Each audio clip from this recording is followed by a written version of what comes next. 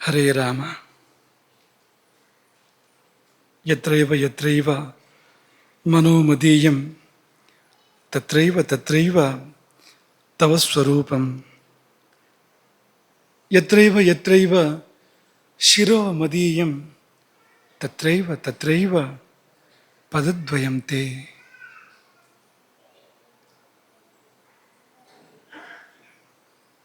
ಅನ್ನಪೂರ್ಣೆ ಸದಾ ಪೂರ್ಣೆ ಶಂಕರ ಪ್ರಾಣವಲ್ಲಭೆ ಜ್ಞಾನ ವೈರಾಗ್ಯ ಸಿದ್ಧ್ಯರ್ಥಂ ಭಿಕ್ಷಾಂ ದೇಹಿ ಚ ಪಾರ್ವತಿ.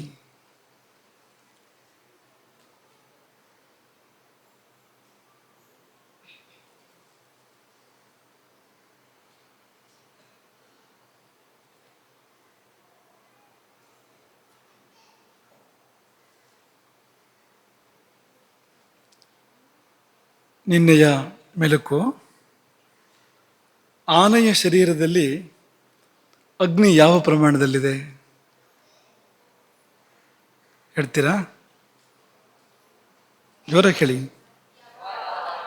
ಯವ ಧಾನ್ಯದ ಪ್ರಮಾಣದಲ್ಲಿದೆ ಅಲ್ವಾ? ಸ್ಥೂಲಕಾಯೇಶು ಸತ್ವೇಶು. ಪ್ರಾಣಿಗಳನ್ನು ನಾವು ಈ ಜೀವಜಾಲವನ್ನು ಮೂರಾಗಿ ವಿಂಗಡಿಸೋದಾದರೆ, ದೊಡ್ಡ ಗಾತ್ರದವು, ಸಣ್ಣ ಗಾತ್ರದವು, ಪುಟ್ಟ ಗಾತ್ರದವು. ಹಾಗೆ ವಿಭಾಗ ಮಾಡೋದಾದರೆ ಸ್ಥೂಲಕಾಯ ಸತ್ವಗಳು ಅಂದರೆ ಆನೆಯಂಥವು. ಅಲ್ಲಿ ಅಗ್ನಿ ಯಾವ ಮಾತ್ರ ಪ್ರಮಾಣತಃ ಒಂದು ಬಾರ್ಲಿ ಕಾಳಿನಷ್ಟು ಅಷ್ಟು ಪ್ರಮಾಣದಲ್ಲಿದೆ ಅದು. ಮನುಷ್ಯರಲ್ಲಿ ತ್ರುಟಿ ಎಷ್ಟು? ಚಿಕ್ಕ ಅಳತೆ ಅದು.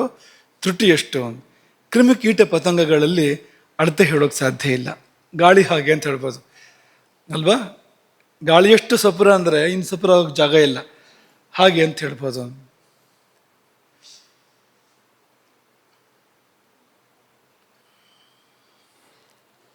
ಹೆಚ್ಚು ಸ್ಥೂಲ ಅಲ್ಲ, ಹೆಚ್ಚು ಕೃಶ ಅಲ್ಲ, ಹೆಚ್ಚು ದೀರ್ಘ ಅಲ್ಲ, ಹೆಚ್ಚು ಹ್ರಸ್ವ ಅಲ್ಲ, ಹೆಚ್ಚು ಬಿಳಿನೂ ಅಲ್ಲ, ಹೆಚ್ಚು ಕಪ್ಪು ಅಲ್ಲ, ಕುಬ್ಜರು ಅಲ್ಲ, ವಾಮನರು ಅಲ್ಲ. ಯಾರವರು?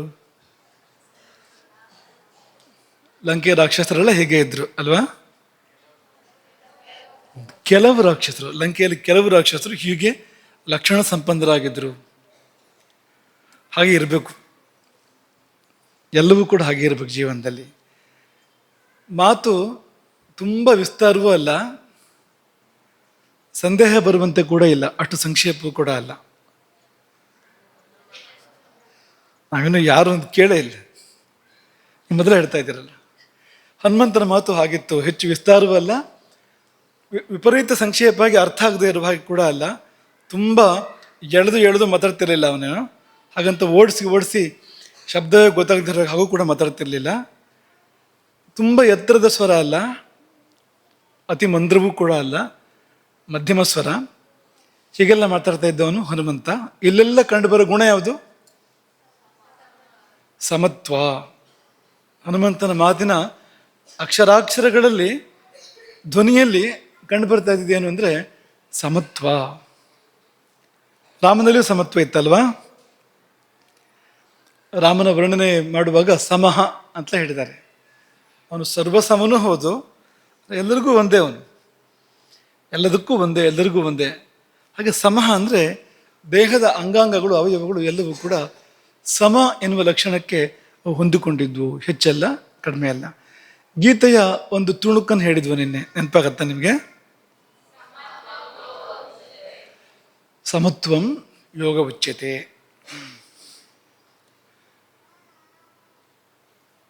ಅವಸ್ಥೆಗಳು, ಅಗ್ನಿಯ ಅವಸ್ಥೆಗಳು ಎಷ್ಟು? 4 ಎರಡು ಗುಂಪಾಗಿ ಮಾಡಿದರೆ ಎಷ್ಟು ಒಳ್ಳೆಯದು, ಎಷ್ಟು ಕೆಟ್ಟದ್ದು? 1 ಒಳ್ಳೆಯದು, 3 ಕೆಟ್ಟದ್ದು. 1 ಒಳ್ಳೆಯದು ಯಾವುದು? ಮತ್ತೆ 3 ಸಮಸ್ಯೆ ಯಾವುದು? ಮಂದಾಗ್ನಿ, ತೀಕ್ಷ್ಣಾಗ್ನಿ ಮತ್ತು ವಿಷಮಾಗ್ನಿ. ಇನ್ನೂ ಒಂದಿದೆಯಾ? ಅತ್ಯಗ್ನಿ. ಅತ್ಯಗ್ನಿ ಅಂದರೆ ಭಸ್ಮಕಾಗ್ನಿ ಅಂತ ಕರೀತಾರೆ ಅದನ್ನು. ಭಸ್ಮಕ ರೋಗ ಅಂತ ಕೂಡ ಹೇಳ್ತಾರೆ.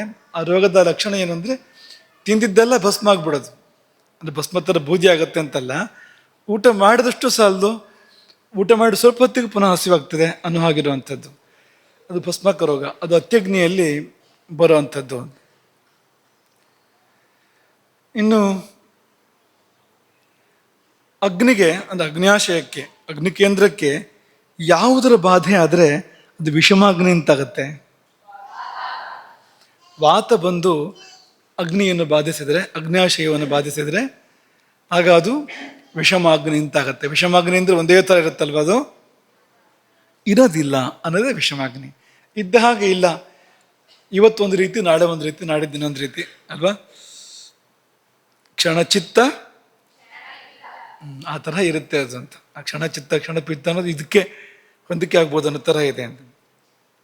ಇನ್ನು ಶ್ಲೇಷ್ಮ ಬಂದು ದಾಳಿ ಮಾಡಿದರೆ ಅಗ್ನ್ಯಾಶಯದ ಮೇಲೆ ಅಗ್ನಿಗೆ ಯಾವ ಅವಸ್ಥೆ ಬರುತ್ತೆ? ಮಂದಾಗ್ನಿ. ಅವಾಗೇನಾಗುತ್ತೆ?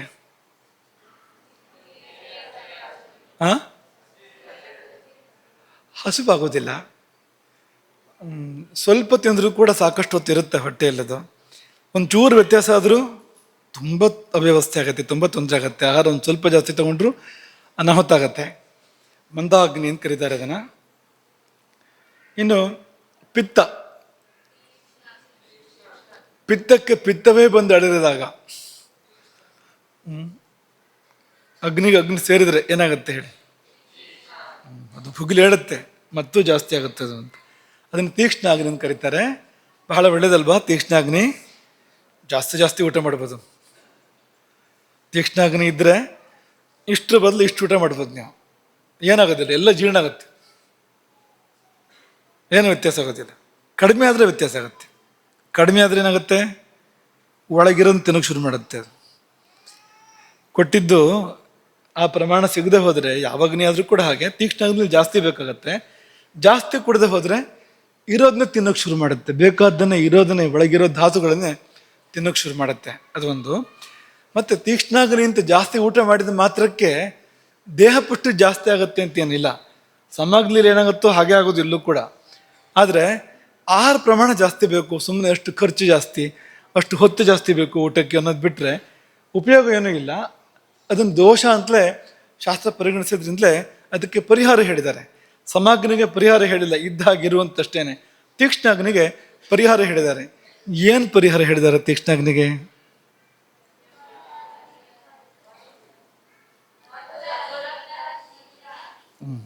ಸಿಹಿ ಉಣ್ಣು, ಜಿಡ್ಡಿರೋದನ್ನು ಉಣ್ಣು, ಆಮೇಲೆ ತಂಪು ಉಣ್ಣು ಅಂತ. ಮಧುರ ಸ್ನಿಗ್ಧ ಶೀತ. ತಂಪು ಉಂಡ್ರೆ, ಸಿಹಿ ಉಂಡ್ರೆ, ಮತ್ತು ಸ್ವಲ್ಪ ಜಿಡ್ಡಿರೋದನ್ನು ಸೇವನೆ ಮಾಡಿದರೆ ಆ ತೀಕ್ಷ್ಣಾಗ್ನಿ ಅವ್ರಿಗೆ ಅನುಕೂಲ ಆಗುತ್ತೆ. ತೀಕ್ಷ್ಣಾಗ್ನಿಯನ್ನು ಸ್ವಲ್ಪ ಸಮಾಗ್ನಿ ಕಡೆ ಕರ್ಕೊಂಡು ಹೋಗುತ್ತೆ, ಶಮನ ಮಾಡುತ್ತೆ ಇದು ಅಂತ. ಮತ್ತು ಎಮ್ಮೆ ಹಾಲು ಮೊಸರು ತುಪ್ಪ ಯಾವುದಕ್ಕೆ ಹೇಳಿದ್ದು?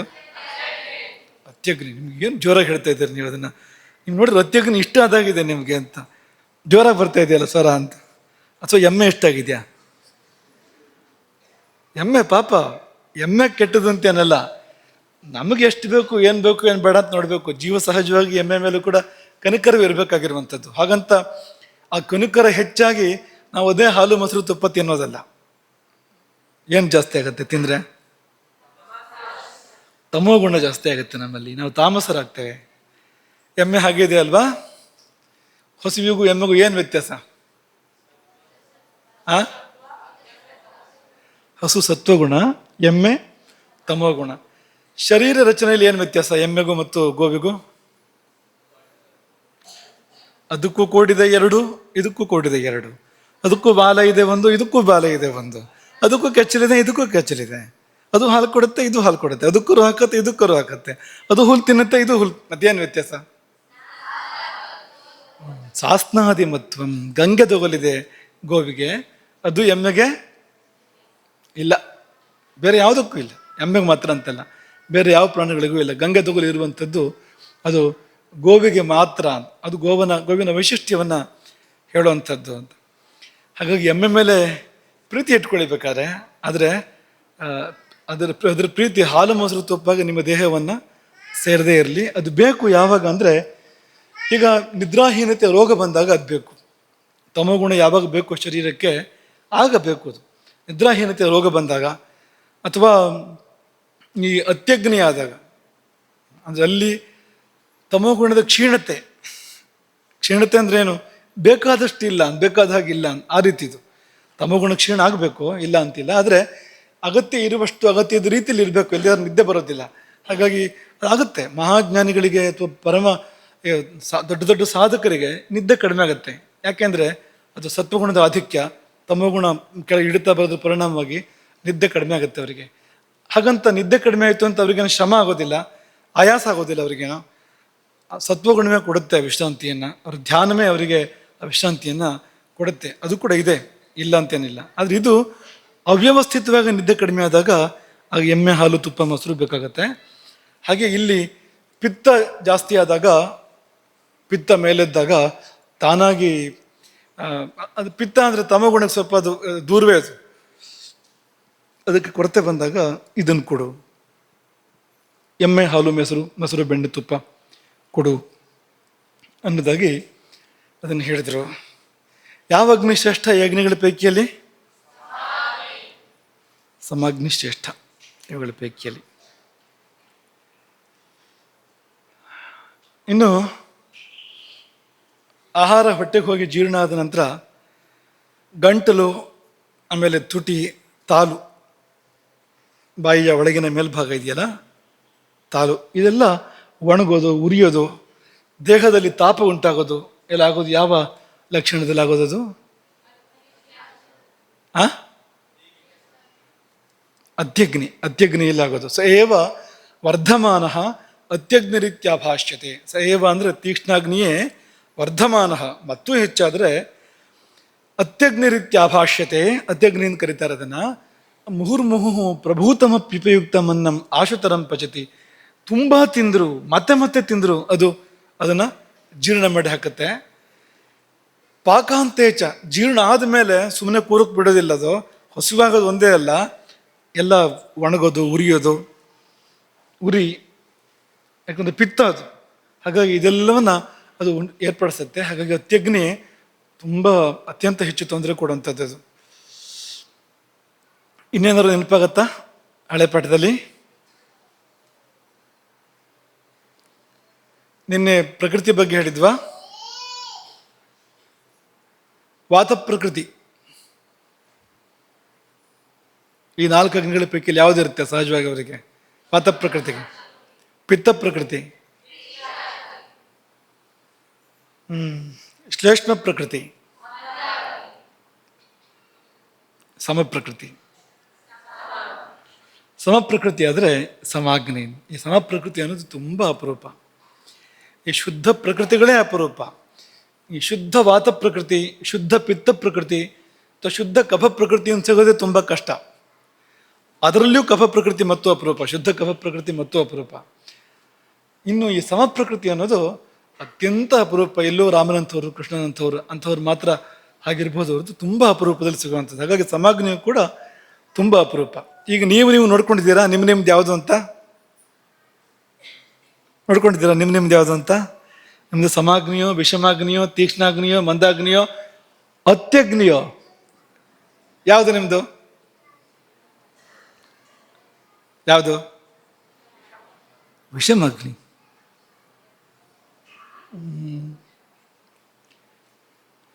ನಿಜವಾಗ್ಲೂ ಹೌದಾ? ಹೊತ್ತಿಗೊಂದೊಂದು ಥರ ಇರುತ್ತಾ? ನೀವು ಜಾಸ್ತಿ ಊಟ ಮಾಡಿದ ದಿವಸ ಸಾಯಂಕಾಲ ಸ್ವಲ್ಪ ಕಡಿಮೆ ಹಸಿವಾಗ್ಬೋದು, ಆ ಥರನ? ಅದು ನೋಡ್ಕೊಳ್ಳಿ, ಅದು ವಿಷಮಾಗ್ನಿ ಅಲ್ಲ. ಅದು ಊಟ ಜಾಸ್ತಿ ಮಾಡಿದ್ದೀರಿ ಮಧ್ಯಾಹ್ನ, ಅಥವಾ ಊಟ ಗುರುವಾದದ್ದನ್ನು ಊಟ ಮಾಡಿದ್ದೀರಿ, ಎಣ್ಣೆಲ್ಲಿ ಕರೆದಿದ್ದೋ, ಸಿಹಿನೋ, ಸ್ವಲ್ಪ ಜೀರ್ಣಕ್ಕೆ ಕಷ್ಟ ಆಗುವಂಥದ್ದನ್ನು ಜಾಸ್ತಿ ಊಟ ಮಾಡಿದ್ರೆ ಸಾಯಂಕಾಲ ಹಸಿವಾಗೋದಿಲ್ಲ. ಅದೆಲ್ಲ ವಿಷಮಾಗ್ನಿ ಮೇಲೆ ಹಾಕ್ಬಾರದು. ಅದು ಊಟ ಮಾಡಿದ ವ್ಯತ್ಯಾಸ ಆಗಿರ್ಬೋದು. ನಾವೊಂದು ನೋಡ್ಕೋಬೇಕು ನೀವು ಅದನ್ನು ಅಂತ. ಒಂದೇ ದಿವಸಕ್ಕೆ ಗೊತ್ತಾಗತ್ತೆ ಅಂತಲ್ಲ, ನೀವು ಗಮನಿಸ್ಕೋಬೇಕು, ಪೂರ್ತಿ ಗಮನಿಸ್ಬೇಕು. ಈ ನಿಮ್ಮ ಅಗ್ನಿ ಯಾವುದು ಅಂತ ನಿಮಗೆ ಗೊತ್ತಾಗಬೇಕಾದ್ರೆ, ಏನಾಗಿದೆ ಅಂತ ಗೊತ್ತಾಗಬೇಕಾದ್ರೆ, ಒಂದು ಹೊತ್ತು ಒಂದು ದಿವಸ ಅಲ್ಲ, ಒಂಚೂರು ದೀರ್ಘಕಾಲ ಗಮನಿಸಿದಾಗ ನೀವು ಯಾವ ಗುಂಪಿಗೆ ಸೇರ್ತೀರಿ ಅಂತ ಗೊತ್ತಾಗತ್ತೆ. ನೀವು ಯಾವ ಗುಂಪಿಗೆ ಸೇರ್ತೀರೋ ತಕ್ಕ ಆಹಾರ ವಿಹಾರ ಉಪಚಾರಗಳನ್ನು ಮಾಡಬೇಕು. ಹೇಳಿದೆ ಅಲ್ವಾ? ಮಂದಾಗ್ನಿಗೆ ಏನು ಹೇಳಿದೆ? ಕಟು ಕಷಾಯ ತಿಕ್ತ. ಕನ್ನಡದಲ್ಲಿ ಹೇಳಿ ಪಾಪ, ನಿಮಗೆಲ್ಲ ಗೊತ್ತಾಗುತ್ತೆ. ಆದರೆ ಎಷ್ಟೋ ಜನ ಹೊರಗಡೆಯಿಂದ ಬಂದವರು ಇದ್ದಾರೆ, ಅವರಿಗೆ ನೀವು ಕಟು ಕಷಾಯ ತಿಕ್ತಾನೆ ಏನೂ ಗೊತ್ತಾಗೋದಿಲ್ಲ. ತಿಲಕಾಷ್ಟಮೇಶ ಬಂದವರಿಂದ ಕೇಳುತ್ತೆ ಅದು. ಖಾರ, ಕಹಿ, ಒಗರು ಇದನ್ನು ಜಾಸ್ತಿ ಬೆಳೆಸಿದ್ರೆ ಆ ಮಂದಾಗ್ನಿಯ ಶಮನಕ್ಕೆ, ಅಗ್ನಿ ಸ್ವಲ್ಪ ತೀವ್ರ ಆಗೋದಕ್ಕೆ ಇದು ಅನುಕೂಲ ಆಗುತ್ತೆ. ಈ ಕಟು ಕಷಾಯ ತಿಕ್ತ ರಸಗಳು ಅಗ್ನಿಗೆ ಪುಷ್ಟಿಯನ್ನು ಕೊಡ್ತವೆ, ವೃದ್ಧಿಯನ್ನು ಕೊಡ್ತವೆ ಅನ್ನೋ ಕಾರಣ ಕೇಳಿದಂಥದ್ದು. ವಾತಕ್ಕೆ ಯಾವ ಆಹಾರ? ವಾತಾಗ್ನಿ, ಇದು ವಿಷಮಾಗ್ನಿ ಆದ್ರೆ ಯಾವ ಆಹಾರ?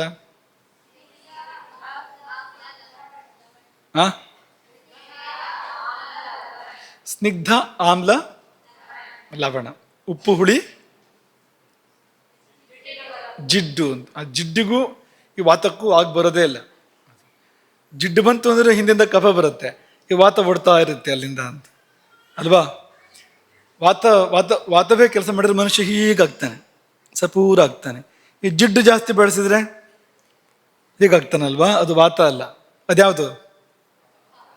ಕಫ. ಅದು ಅಂತ ಕಫ ಪ್ರಕೃತಿ ಅದು ಅಂತ. ಇನ್ನೇನಾದ್ರು ನೆನಪಾಗತ್ತಾ?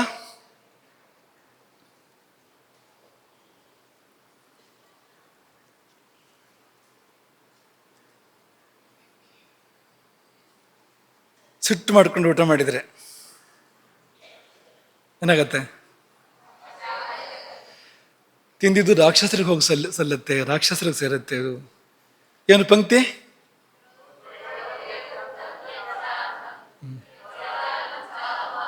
ಬಂದೋಯ್ತು ನಾವು ಹೇಳಿದ್ದು.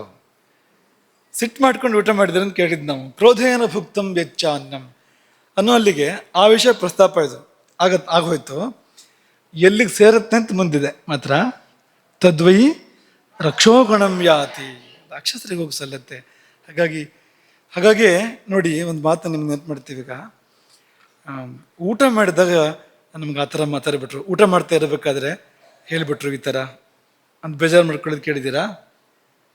ಊಟ ಮಾಡ್ತಾ ಇದ್ದಾಗ ಹೀಗೆ ಅಂದ್ಬಿಟ್ರು ಅಂತ ತುಂಬ ದೊಡ್ಡ ವಿಷಯವಾಗಿ ತಗೋತಾರೆ ಅದನ್ನು. ಈಗ ಬೇರೆ ಹೊತ್ತಲ್ಲಿ ಅದನ್ನೇ ಹೇಳಿದ್ರು ಕೂಡ ಅಷ್ಟೆಲ್ಲ ದೊಡ್ಡ ವಿಷಯ ಅಲ್ಲ. ಆದರೆ ಊಟ ಮಾಡ್ತಾ ಇರಬೇಕಾದ್ರೆ ಹೇಳಿದರೆ ಭಾರಿ ದೊಡ್ಡ ವಿಷಯ ಆಗುತ್ತೆ. ಯಾಕೆ ಅದು? ಯಾಕೆಂದರೆ ಊಟ ಮಾಡ್ತಾ ಇದ್ದಾಗ ನಮಗೆ ವ್ಯಥೆ ಆದರೆ, ಕೋಪ ಬಂದರೆ ತುಂಬ ದೊಡ್ಡ ದುಷ್ಪರಿಣಾಮ ನಮ್ಮ ಮೇಲೆ ಆಗುತ್ತೆ ಅದು. ಆ ಥರ ಹಾನಿಯನ್ನು ಮಾಡಿದ್ರು ಅವರು ಅಂತ ಅರ್ಥ. ಅದಕ್ಕೆ ನಾವು ಉಂಡಿದ್ದು ರಾಕ್ಷಸರಿಗೆ ಹೋಗೋ ಥರ ಮಾಡಿದರು, ನಾವು ಉಂಡಿದ್ದು ದುಷ್ಟಶಕ್ತಿಗಳಿಗೆ ಹೋಗೋ ಥರ ಮಾಡಿದರು ಅಂತ. ಯಾಕೆಂದರೆ ಸುಪ್ರಸನ್ನತೆ ಬೇಕು ಊಟ ಮಾಡುವಾಗ, ಸಮಾಧಾನ ಬೇಕು. ಆಗ ಅದು ದೈವಿ ಶಕ್ತಿಗಳಿಗೆ ಸಲ್ಲುವಂಥದ್ದು.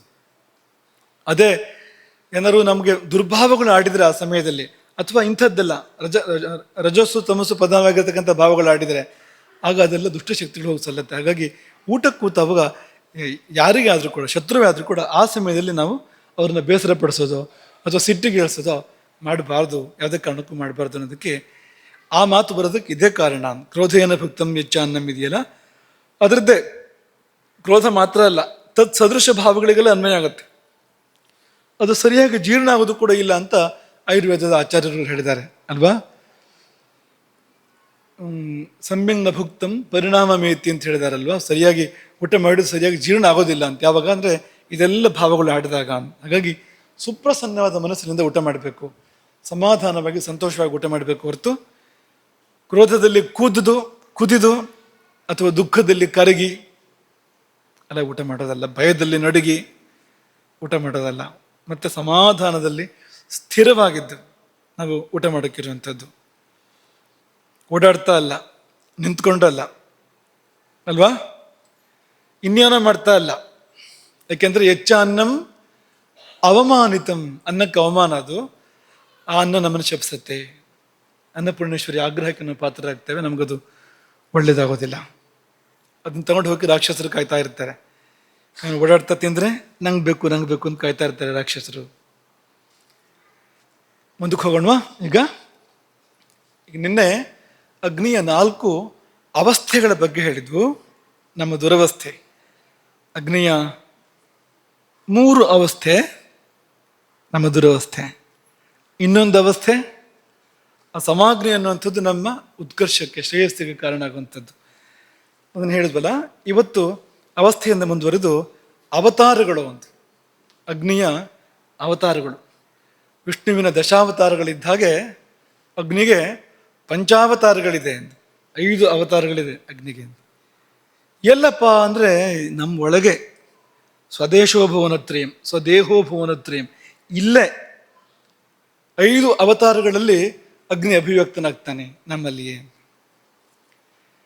ಎಲ್ಲವನ್ನೂ 5 ಹೇಳಿದ್ದಾರೆ. ವಾತವನ್ನು 5 ಹೇಳಿದ್ದಾರೆ, ಕಫವನ್ನು 5 ಹೇಳಿದ್ದಾರೆ, ಪಿತ್ತವನ್ನು ಕೂಡ 5 ಹೇಳಿದ್ದಾರೆ. ಸುಶ್ರುತರು ಈ 5 ಅಗ್ನಿಗಳು ಅಂತ ಹೇಳ್ತಾರೆ ಸುಶ್ರುತರು. ಉಳಿದ ಆಚಾರ್ಯರುಗಳು 5 ಪಿತ್ತಗಳು, ಪಂಚಪಿತ್ತಗಳು ಅಂತ ಹೇಳ್ತಾರೆ. ಇವರು ಪಂಚಾಗ್ನಿಗಳು ಅಂತ ಹೇಳ್ತಾರೆ. ಏನು ಅಭಿಪ್ರಾಯ ಭೇದವ ಆಚಾರ್ಯರುಗಳ ಮಧ್ಯದಲ್ಲಿ ಕೇಳಬೇಡಿ. ಪಿತ್ತವೇ ಅಗ್ನಿ, ಅಗ್ನಿಯೇ ಪಿತ್ತ. ಅಗ್ನಿಗೂ ಪಿತ್ತಕ್ಕೂ ಇಲ್ಲಿ ಏನೂ ಅಂತರ ಇಲ್ಲ. ಈ ಆಯುರ್ವೇದದ ಪರಿಭಾಷೆಯಲ್ಲಿ ಏನೂ ಅಂತರವಿಲ್ಲ. ಅಗ್ನಿಯೇ ಪಿತ್ತ ಮತ್ತು ಪಿತ್ತವೇ ಅಗ್ನಿ. ಸುಶ್ರುತರು ಹೇಳಿದಾರಲ್ವಾ, ಪಿತ್ತ ವ್ಯತಿರೇಕಾತ್ ಅಗ್ನಿ ನೈಮ ಉಪಲಭ್ಯತೆ. ಪಿತ್ತಕ್ಕೆ ಹೊರತಾಗಿ ಬೇರೆ ಏನು ಅಗ್ನಿ ಇದೆ? ಪಿತ್ತವೇ ಅಗ್ನಿ ಅಂತ ಹೇಳಿಲ್ವ ಅವರು? ಹಾಗಾಗಿ ಆ ಹಿನ್ನೆಲೆಯಲ್ಲಿ ನಾವು ಅದನ್ನು ಅರ್ಥ ಮಾಡ್ಕೋಬೇಕು. 5 ಅಗ್ನಿಗಳಿದ್ದಾವೆ. ನೀವು ಯಾರೂ ಆಲಸ್ಯ ಮಾಡೋ ಹಾಗಿಲ್ಲ, ಯಾರೂ ಆಕಳಿಸೋ ಹಾಗಿಲ್ಲ, ಯಾರೂ ಎಷ್ಟೊತ್ತು ಮುಗಿಯುತ್ತೋ ಅಂತ ನೀವು ಬೇಜಾರು ಮಾಡ್ಕೊಳ್ಳೋ ಹಾಗಿಲ್ಲ. ಯಾಕೆಂದರೆ ಇದು ನಮ್ಮ ಬಗ್ಗೆ ನಾವು ತಿಳ್ಕೊಳ್ಳೋದು, ನಮ್ಮೊಳಗೆ ಏನಿದೆ ಅಂತ. ಈ ಜ್ಞಾನ ತುಂಬ ಸಹಾಯ ಮಾಡುವಂಥದ್ದು ಜೀವನಕ್ಕೆ. ಮನೋರಂಜನೆ ನಿಮ್ಗೆ ಎಲ್ಲಿ ಬೇಕಾದ್ರೂ ಸಿಗತ್ತೆ. ಮನೋರಂಜನೆಗೇನು ಕಷ್ಟವೇ ಇಲ್ಲ. ಆದರೆ ಇದು ಅದಲ್ಲ. ಇದು ನಮ್ಮ ಬಗ್ಗೆ ನಾವು ತಿಳ್ಕೊಂಡಾಗ, ನಮ್ಮ ಬಗ್ಗೆ ನಮಗೆ ಗೊತ್ತಿಲ್ಲದೆ ಮತ್ತು ಪ್ರಪಂಚದ ಬಗ್ಗೆ ತಿಳ್ಕೊಂಡು ಏನು ಪ್ರಯೋಜನ? ತಿಳ್ಕೊಂಡಾಗ ಅದರ ಲಾಭವನ್ನು ಪಡ್ಕೊಳ್ಳೋಕೆ ಸಾಧ್ಯ ಇದೆ ನಾವು. ಹಾಗಾಗಿ ತಿಳ್ಕೊಳ್ಬೇಕು. 5 ಅಗ್ನಿಗಳು ಅಂತ ಹೇಳಿದ್ವು. ಒಂದು ನಿಮಗೆಲ್ಲ ಗೊತ್ತಿದೆ, ಈಗ ವಿಸ್ತಾರವಾಗಿ ಅದ್ರ ಬಗ್ಗೆ ಚರ್ಚೆ ಮಾಡಾಯ್ತಲ್ವಾ. ಏನದು? ಒಂದು ಪಾಚಕಾಗ್ನಿ ಅಥವಾ ಜಠರಾಗ್ನಿ ಅಥವಾ ವೈಶ್ವಾನರಾಗ್ನಿ ಅಥವಾ ಅನ್ನಪಕ್ತ.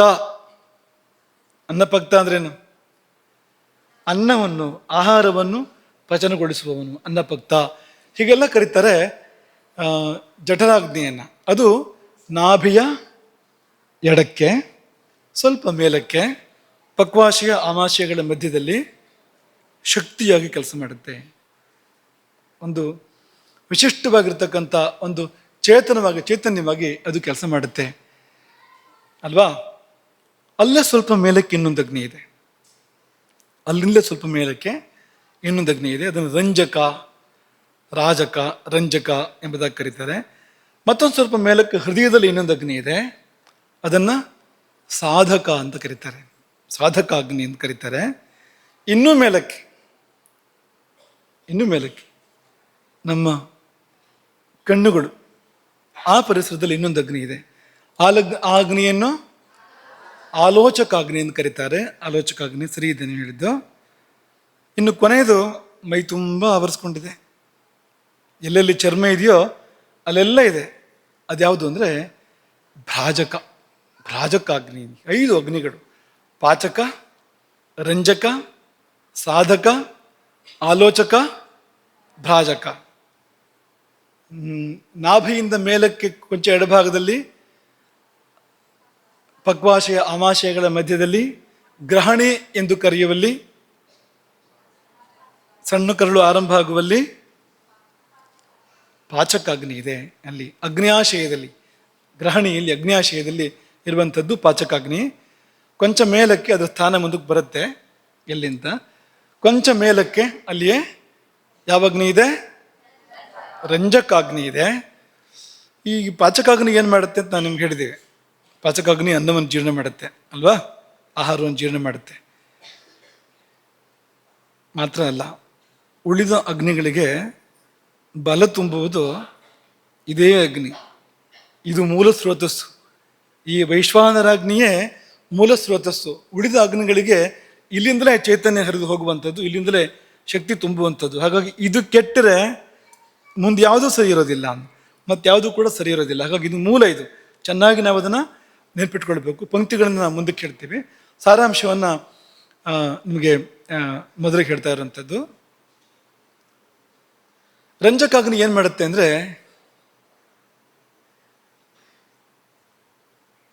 ಕೆಂಪು ಮಾಡುತ್ತೆ ಅಂತ. ಏನು ಕೆಂಪು ಮಾಡುತ್ತೆ? ರಸವು ರಕ್ತವಾಗುವಲ್ಲಿ ಇದರ ಪಾತ್ರ ದೊಡ್ಡದು. ಆಹಾರವು, ನಾವು ಉಂಡ ಆಹಾರ ಮೊದಲು ರಸ ಆಗುತ್ತೆ, ಆಮೇಲೆ ರಕ್ತ ಆಗುತ್ತೆ, ಮುಂದಕ್ಕೆ ಮಾಂಸ, ಹೀಗೆ ಮುಂದಿನ ಧಾತುಗಳು. ರಸವು ರಕ್ತವಾಗುವಲ್ಲಿ ಇದರ ಪಾತ್ರ ತುಂಬ ದೊಡ್ಡದು. ಹಾಗಾಗಿ ಇದನ್ನ ರಂಜಕ, ರಂಜಕ ಅಂದರೆ ಬಣ್ಣ ಕೊಡುತ್ತೆ. ಇದು ಆ ಕೆಂಪು ಬಣ್ಣ ಇದರಿಂದಲೇ ಈ ಅಗ್ನಿಯ ಕಾರಣದಿಂದಲೇ ಬರುವಂಥದ್ದು. ಹಾಗಾಗಿ ರಂಜಕ ಎಂಬುದಾಗಿ ಕರೀತಾರೆ. ಕೆಲವು ಆಚಾರ್ಯರು ಹೇಳ್ತಾರೆ, ಇದು ಬರೇ ರಸಕ್ಕೆ ಬಣ್ಣ ಕೊಡೋದಲ್ಲ, ಅಥವಾ ರಕ್ತಕ್ಕೆ ಬಣ್ಣ ಕೊಡೋದು ಮಾತ್ರ ಅಲ್ಲ, ಈ ಅಗ್ನಿ ಮನಸ್ಸಿಗೂ ಬಣ್ಣ ಕೊಡುತ್ತೆ. ನಮ್ಮ ಮನಸ್ಸಿನಲ್ಲಿ ರಾಗ ಅನುರಾಗ ಅಂತ ಉತ್ಪತ್ತಿ ಆಗತ್ತಲ್ಲ, ಈ ಅಗ್ನಿಯ ಕಾರಣಕ್ಕೆ. ಇದು ನಮಗೆ ಯಾವುದ್ರ ಬಗ್ಗೆ ಒಂದು ಆಸಕ್ತಿ, ಒಂದು ಅಂಟು, ಒಂದು ಪ್ರೀತಿ, ಅದು ಬೇಕು ಅನ್ನೋ ಭಾವ, ಅದ್ರ ಜೊತೆಗಿರ್ಬೇಕು ಅನ್ನೋ ಭಾವ ಎಲ್ಲ ಬರುತ್ತಲ್ಲ ನಮಗೆ. ಅದೆಲ್ಲಿಂದ ಬರೋದು ಅಂದರೆ ಈ ಅಗ್ನಿಯ ಕಾರಣಕ್ಕೆ, ರಂಜಕಾಗ್ನಿಯ ಕಾರಣಕ್ಕೆ ನಮಗೆ ಆ ಭಾವಗಳ ಉತ್ಪತ್ತಿ. ಯಾಕೆ ಇದು ಮುಖ್ಯ ಅಂತಂದರೆ, ನಮ್ಮ ಜೀವನದಲ್ಲಿ ತುಂಬ ಮುಖ್ಯವಾಗಿ ನಡೀತಾ ಇರೋ ಪ್ರಕ್ರಿಯೆ ಇದೆಯಲ್ಲ, ಅದ್ರ ಹಿಂದ್ಗಡೆ ಅದಿದೆ ಅಂತ.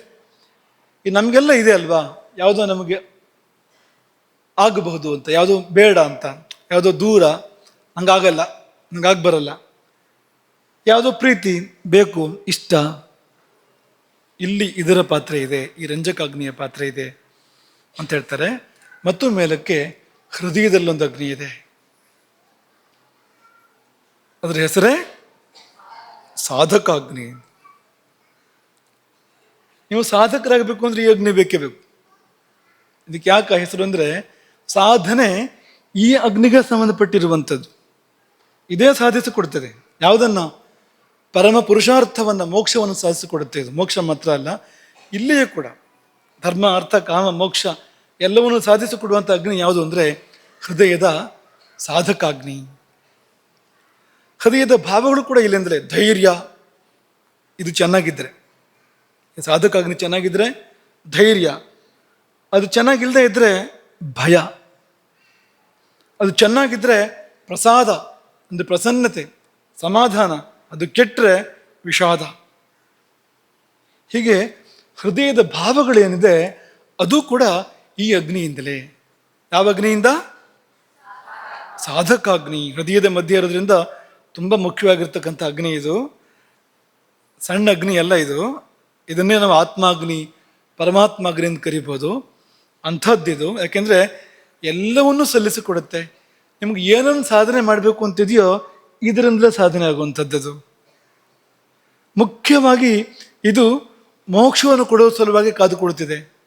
ಇದರ ಪರಮ ಲಕ್ಷ್ಯವೇ ಮುಕ್ತಿ ಕೊಡುವಂಥದ್ದು. ಪಂಕ್ತಿಯನ್ನು ಮುಂದಕ್ಕೆ ನೋಡೋಣ. ವಿಷಯ ಮೊದಲು ಗಮನಿಸೋಣ ಅನ್ನೋ ಕಾರಣಕ್ಕೆ ನಾವು ಇದನ್ನು ಹೇಳ್ತಾ ಇರೋವಂಥದ್ದು. ಹಾಗಾಗಿ ಅಂತಹ ಅಗ್ನಿ ಸಾಧಕಾಗ್ನಿ. ಇನ್ನು ಆಲೋಚಕಾಗ್ನಿ ಅದೆಲ್ಲಿದೆ? ತೋರಿಸಿ ನೋಡೋಣ ಎಲ್ಲಿದೆ ಅಂತ. ಮುಟ್ಟಿ ತೋರಿಸಿ. ಅಲ್ಲ, ಹೊರಗಡೆಯಿಂದ ತೋರಿಸಿ. ಹಾಗಲ್ಲ, ನೀವು ಹೀಗೆ ತೋರಿಸ್ಬೇಕು. ನೀವು ಕಣ್ಣೆಷ್ಟು? 3 ಕಣ್ಣು. ಒಂದು ಮುಚ್ಚಿ ಹೋಗಿದೆ, 2 ಮಾತ್ರ ತೆರೆದಿದೆ. ಆ 3 ಕಣ್ಣುಗಳು ಈ ಆಲೋಚಕಾಗ್ನಿಯಿಂದಲೇ. ನೆನ್ಪಿಟ್ಕೊಳ್ಳಿ, 3 ಕಣ್ಣುಗಳು ಕೂಡ ಆಲೋಚಕಾಗ್ನಿಯಿಂದಲೇ. 2 ಕಣ್ಣುಗಳ ಮೂಲಕ ಜಗತ್ತನ್ನು ನೋಡ್ತೇವೆ. ಅದು ಆಲೋಚಕಾಗ್ನಿಯ ಅನುಗ್ರಹದ ಕಾರಣದಿಂದ ನೋಡ್ತಾ ಇರುವಂಥದ್ದು. ಅದೇನಾದ್ರು ಆಲೋಚಕಾಗ್ನಿ ಕೆಟ್ಟರೆ ದೃಷ್ಟಿ ಹಾಳಾಗತ್ತೆ, ಕಣ್ಣು ಕತ್ತಲಾಗತ್ತೆ. ಅದು ಅಲ್ಪ ಸ್ವಲ್ಪ ಕೆಟ್ಟರೆ ಸರಿ ಕಾಣಿಸೋದಿಲ್ಲ, ಪೂರ್ತಿ ಕೆಟ್ಟರೆ ಏನು ಕಾಣಿಸೋದೇ ಇಲ್ಲ.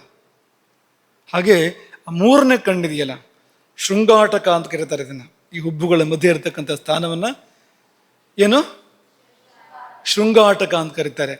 ಅಲ್ಲಿದ್ದುಕೊಂಡು ತೃತೀಯ ನೇತ್ರವನ್ನ, ಜ್ಞಾನ ನೇತ್ರವನ್ನ, ಯೋಗ ನೇತ್ರವನ್ನ ತೆರೆಸುವಂಥ ಅಗ್ನಿ ಇದುವೇ. ಯಾವುದು? ಈ ಆಲೋಚಕಾಗ್ನಿ. ಇದು ಕೂಡ ಕೆಲಸವನ್ನು ಮಾಡುತ್ತೆ. ಮಾತ್ರ ಅಲ್ಲ, ಈ ಆಲೋಚನೆ ಇದೆಯಲ್ಲ, ಇದರಿಂದಲೇ ಬುದ್ಧಿ, ಆ ಬುದ್ಧಿ ಕೆಲಸ ಮಾಡೋದು ಇದೇ ಅಗ್ನಿಯಿಂದ ಅಂತ. ಯಾಕೆ ನಮಗೆ ಇದನ್ನು ತಿಳ್ಕೊಳ್ಬೇಕು ಅನ್ನುವ ಸಂದರ್ಭ ಇದೆ ಅಂತ ಹೇಳಿದ್ರು ಅಂದರೆ, ಇಂತಿಂಥ ಮಹತ್ವದ ಪಾತ್ರಗಳನ್ನು ವಹಿಸ್ತಾ ಇದ್ದೇವೆ ಇವೇ ಅಗ್ನಿಗಳು ನಮ್ಮ ಒಳಗಡೆಗೆ. ನಾವು ಇದನ್ನು ಕೆಡಿಸ್ಕೊಂಡ್ರೆ ಏನಪ್ಪ ಕತೆ? ಹೊಟ್ಟೆ ಕೆಟ್ಟರೆ ಬುದ್ಧಿ ಕೆಡುತ್ತೆ. ಯಾಕೆ ಅಂದರೆ ಆಲೋಚಕಾಗ್ನಿಗೆ ಬಲ ಹೋಗುವಂಥದ್ದು ಇಲ್ಲಿಂದಲೇ, ಜಠರಾಗ್ನಿಯಿಂದಲೇ ಬಲ ಹೋಗುವಂಥದ್ದು. ಹಾಗಾಗಿ ಇದು ಕೆಟ್ಟರೆ ಅದು ಕೆಡುತ್ತೆ, ಬುದ್ಧಿನೂ ಕೆಡುತ್ತೆ. ಹೊಟ್ಟೆಗೆ ನೀವು ಒಳ್ಳೆಯದನ್ನು ಕೊಡದೇ ಇದ್ದರೆ ಅದರ ಪರಿಣಾಮ ಬುದ್ಧಿ ಮೇಲಾಗುತ್ತೆ. ಮತ್ತು ಮುಚ್ಚಿರದೆ, ಮೂರನೇ ಕಣ್ಣು ಮುಚ್ಚಿರದೆ ಆ ಆಲೋಚಕ ಅಗ್ನಿ ತನ್ನ ಉಚ್ಛ್ರಾಯ ಸ್ಥಿತಿಯಲ್ಲಿ, ತನ್ನ ಪೂರ್ಣಾವತಾರದಲ್ಲಿ ಇಲ್ಲದೆ ಇರೋದ್ರಿಂದ ಅದು ಪೂರ್ಣ ಸ್ಥಿತಿಗೆ ಬಂದಾಗ ಮೂರನೇ ಕಣ್ಣು ತೆರ್ಕೊಳ್ಳುತ್ತೆ ತಾನೇ ತಾನಾಗಿ. ಹಾಗಾಗಿ ಇದು ಆಲೋಚಕ ಅಗ್ನಿ. ಕೊನೆಯದು ಭ್ರಾಜಕ. ಭ್ರಾಜಕ ಇವಾಗ ನೀವು ಚರ್ಮದ ಮೇಲೆ ಒಂದು ನೀರು ಏನಾದ್ರು ಬಿದ್ದರೆ ಅಥವಾ ಎಣ್ಣೆ ಏನಾದ್ರು ಬಿದ್ದರೆ ನೀವು ಒರೆಸ್ತಾ ಇದ್ರು ಕೂಡ ಅದನ್ನು ತಾನಾಗಿ ಸ್ವಲ್ಪ ಹೊತ್ತಿಗೆ ಆರೋಗುತ್ತಲ್ವ ಅದು. ನೀರು ಅಂದರೆ ಬೇಗ ಆರೋಗುತ್ತೆ ಚರ್ಮದ ಮೇಲೆ ಅಲ್ವಾ. ಎಣ್ಣೆ ಆದರೂ ಸ್ವಲ್ಪ ನಿಧಾನಕ್ಕೆ ಆರೋಗ್ಬೋದು, ಆದರೆ ಅಂತೂ ಅದು ಆರದೇ ಇರೋದಿಲ್ಲ, ಆರೋಗುತ್ತೆ ಅದು. ಯಾಕೆ ಅಂದರೆ ಅಲ್ಲೊಂದು ಅಗ್ನಿಯ ಉಪಸ್ಥಿತಿ ಇದೆ, ಅದೇ ಭ್ರಾಜಕ. ಅದು ಈ ನೀರಾಗಲಿ ಎಣ್ಣೆ ಆಗಲಿ ಏನು ಬಂತೋ ಅಥವಾ ನೀವೇನಾದ್ರು ಲೇಪನ ಮಾಡಿದರೆ ಅದು ಬಂದಿದ್ದನ್ನೆಲ್ಲ ತಗೊಳುತ್ತೆ. ಹಾಗಾಗಿ ನೀವು ಜಾಗ್ರತೆ, ನೀವು ಏನು ಹಚ್ಚುತ್ತೀರಿ ಅದಲ್ಲೇ ಇದ್ಬಿಡೋದಿಲ್ಲ. ನೀವು ಹಚ್ಚಿದ್ದು ಈ ಹೊರಗಿಂದ ತಾನೇ ಬಿಡು ಅಂತ ಕೆಲವರು ಹಾಗೆ ಹೇಳೋದುಂಟು. ಏನು ಒಳಗಂತ ತಗೊಳ್ಳೋದಿಲ್ಲ, ಹೊರಗಿಂದ ಹಚ್ಚುತ್ತಾನೆ ಅಂತ. ಆದರೆ ಅಲ್ಲೊಂದು ಅಗ್ನಿ ಇದೆ ಅಂತ, ಆ ಅಗ್ನಿ ಇದನ್ನು ಸ್ವೀಕಾರ ಮಾಡುತ್ತೆ, ಅದನ್ನು ಒಳಗೆ ತಗೊಳುತ್ತೆ, ಅದನ್ನು ಪರಿಣಾಮಗಳಿದೆ ಅದರಿಂದಾಗಿ, ಒಳಗೂ ಪರಿಣಾಮಗಳಾಗ್ಬೋದು ಅದರಿಂದಲಾಗಿ. ಹಾಗಾಗಿ ಈ ಅಗ್ನಿ ತುಂಬ ಮುಖ್ಯವಾಗಿರುವಂಥದ್ದು. ಇದರಿಂದಲೇ ಕಾಂತಿ, ಇದರಿಂದಲೇ ಸೌಂದರ್ಯ. ನಾವು ಸುಂದರವಾಗಿ ಕಾಣಬೇಕು ಅಂದರೆ ಈ ಅಗ್ನಿಯ ಕಾರಣಕ್ಕೆ. ಈ ಪ್ರಕೃತಿ ವಿಕೃತಿ ವರ್ಣಗಳು ಅಂತ ಹೇಳ್ತಾರೆ, ಅಂದರೆ ಅವನವನು ಸಹಜವಾದ ಬಣ್ಣ. ಬಣ್ಣ ಅಂದರೆ ಈ ಬಿಳಿ ಬಣ್ಣ ಇದ್ರೆ ಮಾತ್ರವೇ ಚಂದ ಅಂತಲ್ಲ, ಅಥವಾ ಗೋಧಿ ಬಣ್ಣ ಇದ್ರೆ ಮಾತ್ರವೇ ಚಂದ ಅಂತಲ್ಲ, ಎಲ್ಲ ಬಣ್ಣಗಳು ಕೂಡ ಚಂದವೇ. ರಾಮಕೃಷ್ಣರ ಬಣ್ಣ ಯಾವುದು? ಶ್ಯಾಮ ಅಲ್ವಾ ಬಣ್ಣ ಅವರಿದ್ದು, ಮೋಡದ ಬಣ್ಣ ಅವರಿದ್ದು. ಅದು ಚಂದ ಅಲ್ಲ ಅಂತಲ್ಲ, ಖಂಡಿತವಾಗಿ. ದ್ರೌಪದಿಯ ಬಣ್ಣ ಕೂಡ ಅದೇ, ಹಿಂದೆ ಹೇಳಿದ್ವಲ್ಲ ನಿಮಗೆ, ಕೃಷ್ಣ ಅಂತ ಕರೀತಾರೆ ಆಕೆಯನ್ನು, ಯಾಕಂದರೆ ಕಪ್ಪು ಆಕೆಯ ಬಣ್ಣ, ಎಣ್ಣೆಗಪ್ಪು ಅಂತ ಹೇಳಿದ್ವಲ್ವಾ. ಹಾಗಾಗಿ ನೀವು ಇಂಥದೇ ಬಣ್ಣ ಚಂದ, ಈಗ ಆ ಭ್ರಾಜಕಾಗ್ನಿ ಚೆನ್ನಾಗಿದ್ರೆ ಎಲ್ಲ ಬಿಳಿ ಆಗ್ತಾರೆ ಅಂತ ಅನ್ಕೋಬೇಡಿ, ಹಾಗೆಲ್ಲ ಏನೂ ಅಲ್ಲ. ಅವರವರ ಸಹಜ ವರ್ಣಗಳು. ಕಪ್ಪಾದರೂ ಕೂಡ ಅದು ಸಹಜ ವರ್ಣ ಆದಾಗ ಚಂದ ಕಾಣ್ತಾ ಇರುತ್ತೆ. ಅದು ಯಾವುದೇ ಬಣ್ಣ ಆದರೂ ಕೂಡ ತನ್ನ ಸಹಜತೆಯಲ್ಲಿ ಇದ್ರೆ ಅದು ಶೋಭಿಸುತ್ತೆ ಅದು.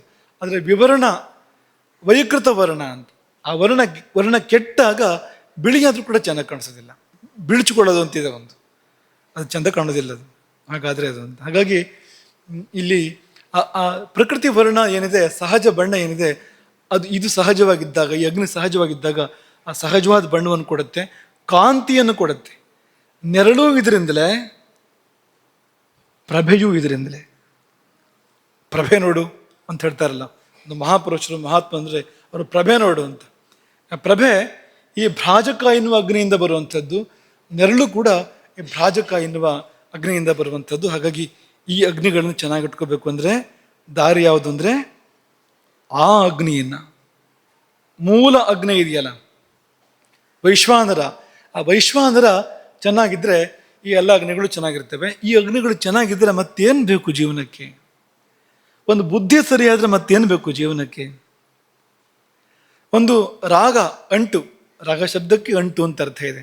ವಿರಾಗ ಅಂದರೆ ಅಂಟು ಇಲ್ಲದಿರುವುದು ಅಂತ ಅರ್ಥ ಅದಕ್ಕೆ, ಹೊರತು ವಿರಾಗ ಅಂದರೆ ಕೇವಲ ಬಿಡೋದು ಅಂತ ಅರ್ಥ ಅಲ್ಲ ಅದಕ್ಕೆ. ವಿರಾಗ ಅಂದರೆ ಅದು ಇರಬಹುದು, ಇಲ್ಲದೆ ಇರಬಹುದು, ಅದ್ರ ಜೊತೆಗೆ ಅಂಟಿಲ್ಲ.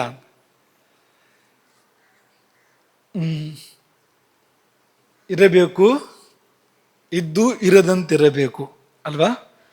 ಸಂಸಾರದಲ್ಲಿ ಇದ್ದು ಕೂಡ ಇರದಂತಿರಬೇಕು, ಅದೇ ವಿರಾಗ ಅಂದರೆ. ಅಂಟಿಲ್ಲದೆ ಇರುವಂಥದ್ದು. ಈ ಕಾಯಿ ಕೊಬ್ಬರಿ ಆದಾಗ ಕವಶದೊಳಗೆ ಈ ಚಿಪ್ಪಿದೆಯಲ್ಲ, ಚಿಪ್ಪಿನೊಳಗೆ ಬಿಟ್ಕೊಳ್ಳುತ್ತೆ, ಅದು ಅಂಟನ್ನು ಕಳ್ಕೊಳ್ಳುತ್ತೆ. ಅಂಟನ್ನು ಕಳ್ಕೊಂಡ್ಮೇಲೆ ಗಿಟಿ ಗಿಟಿ, ಈಗ ಆಡಿಸಿದ್ರೆ ಆಡುತ್ತೆ ನೋಡಿ, ಅದು ಗಿಟಿ ಗಿಟಿನ ಶಬ್ದ ಬರುತ್ತೆ ನೋಡಿ, ಅದು ವಿರಾಗ ಅಂದರೆ ಅಂತ. ಚಿಪ್ಪಿನೊಳಗೆ ಇದೆ ಅದು, ಚಿಪ್ಪು ಬಿಟ್ಟೆಲ್ಲೂ ಹೋಗಿಲ್ಲ, ಆದರೆ ಅಂಟಿಕೊಂಡಿಲ್ಲ ಅಂತ. ಈ ಸ್ಥಿತಿಗೆ ವಿರಾಗ ಅಂತ ಹೆಸರು. ರಾಗ ಅಂದರೆ ನಾವು ಅಂಟಿಕೊಳ್ತೇವೆ ಪ್ರಪಂಚಕ್ಕೆ, ಅದೆಲ್ಲ ಇಲ್ಲಿಂದ ಅಂತ. ಅದನ್ನೆಲ್ಲ ನಿಯಂತ್ರಣ ಮಾಡ್ತಕ್ಕಂಥದ್ದು ಈ ಅಗ್ನಿಗಳು ಅಂತ. ಇವುಗಳನ್ನು ಸರಿ ಇಟ್ಕೊಂಡ್ರೆ ನಮಗೆ ವೈರಾಗ್ಯವೂ ಬರುತ್ತೆ, ಒಳ್ಳೆ ಬುದ್ಧಿನೂ ಬರುತ್ತೆ, ಮೂರನೇ ದೃಷ್ಟಿನೂ ತೆರೆಯುತ್ತೆ. ಈ ಸಾಧಕಾಗ್ನಿ ಸಂತುಷ್ಟನಾದರೆ ಸಕಲೇಷ್ಟಾರ್ಥ ಸಿದ್ಧಿ, ನೀವು ಕೇಳಿದ್ದನ್ನು ಕೊಡ್ತಾನ, ಸಕಲ ಮನೋರಥ ಅರ್ಥ ಸಿದ್ಧಿ, ಏನು ಅಪೇಕ್ಷೆ ಪಡ್ತೀವೋ ಅದು ಆಗ್ತಾ ಹೋಗುತ್ತೆ. ಹೀಗೆ ಇದನ್ನು ವಿವರಿಸಿದ್ದಾರೆ. ಇದನ್ನು ಭೇರ ಸಂಹಿತ ಈ ತರಹ ಪ್ರಾರಂಭ ಮಾಡುತ್ತೆ. ಅಲ್ಲಿ ಭಗವಾನ್ ಆತ್ರೇಯ ಆತ್ರೇಯರು ಅವರಿಂದ ಬಂದಿರತಕ್ಕಂಥದ್ದು ಅದು. ಅವ್ರೇನು ಹೇಳ್ತಾರೆ ಅಂದರೆ, ಇಹ ಖಲುಭೋ ಅಯಂ ಅನ್ನಾತ್ ಪುರುಷೋ ಭವತಿ. ಅನ್ನದಿಂದ ಪುರುಷ. ಪುರುಷ ಅಂದರೆ ಹೆಣ್ಮಕ್ಳು ಅಲ್ಲ ಅಂತ ಅರ್ಥ ಅಲ್ಲ, ಅದಕ್ಕೆ ಪುರುಷ ಅಂದರೆ ಜೀವಿ, ಎಲ್ರಿಗೂ ಬಂತದ್ದು ಪುರುಷ ಅನ್ನೋದು. ಹಾಗಾಗಿ ಅಥಾತಃ ಪುರುಷ ನಿಚಯಂ ಶಾರೀರಂ ವ್ಯಾಖ್ಯಾಸ್ಯಾಮಃ ಅಂತ ಈ ಪುರುಷನನ್ನು ವ್ಯಾಖ್ಯಾನ ಮಾಡೋದಕ್ಕೆ ಅವರು ಹೊರಟು, ಅವರು ಈ ಪುರುಷ ಅನ್ನದಿಂದ, ಆಹಾರದಿಂದ ಎಂಬುದಾಗಿ ವಿವರಿಸಿ, ಅನ್ನದಿಂದಲೇ ಪುರುಷ, ರಸದಿಂದಲೇ ವ್ಯಾಧಿಗಳು.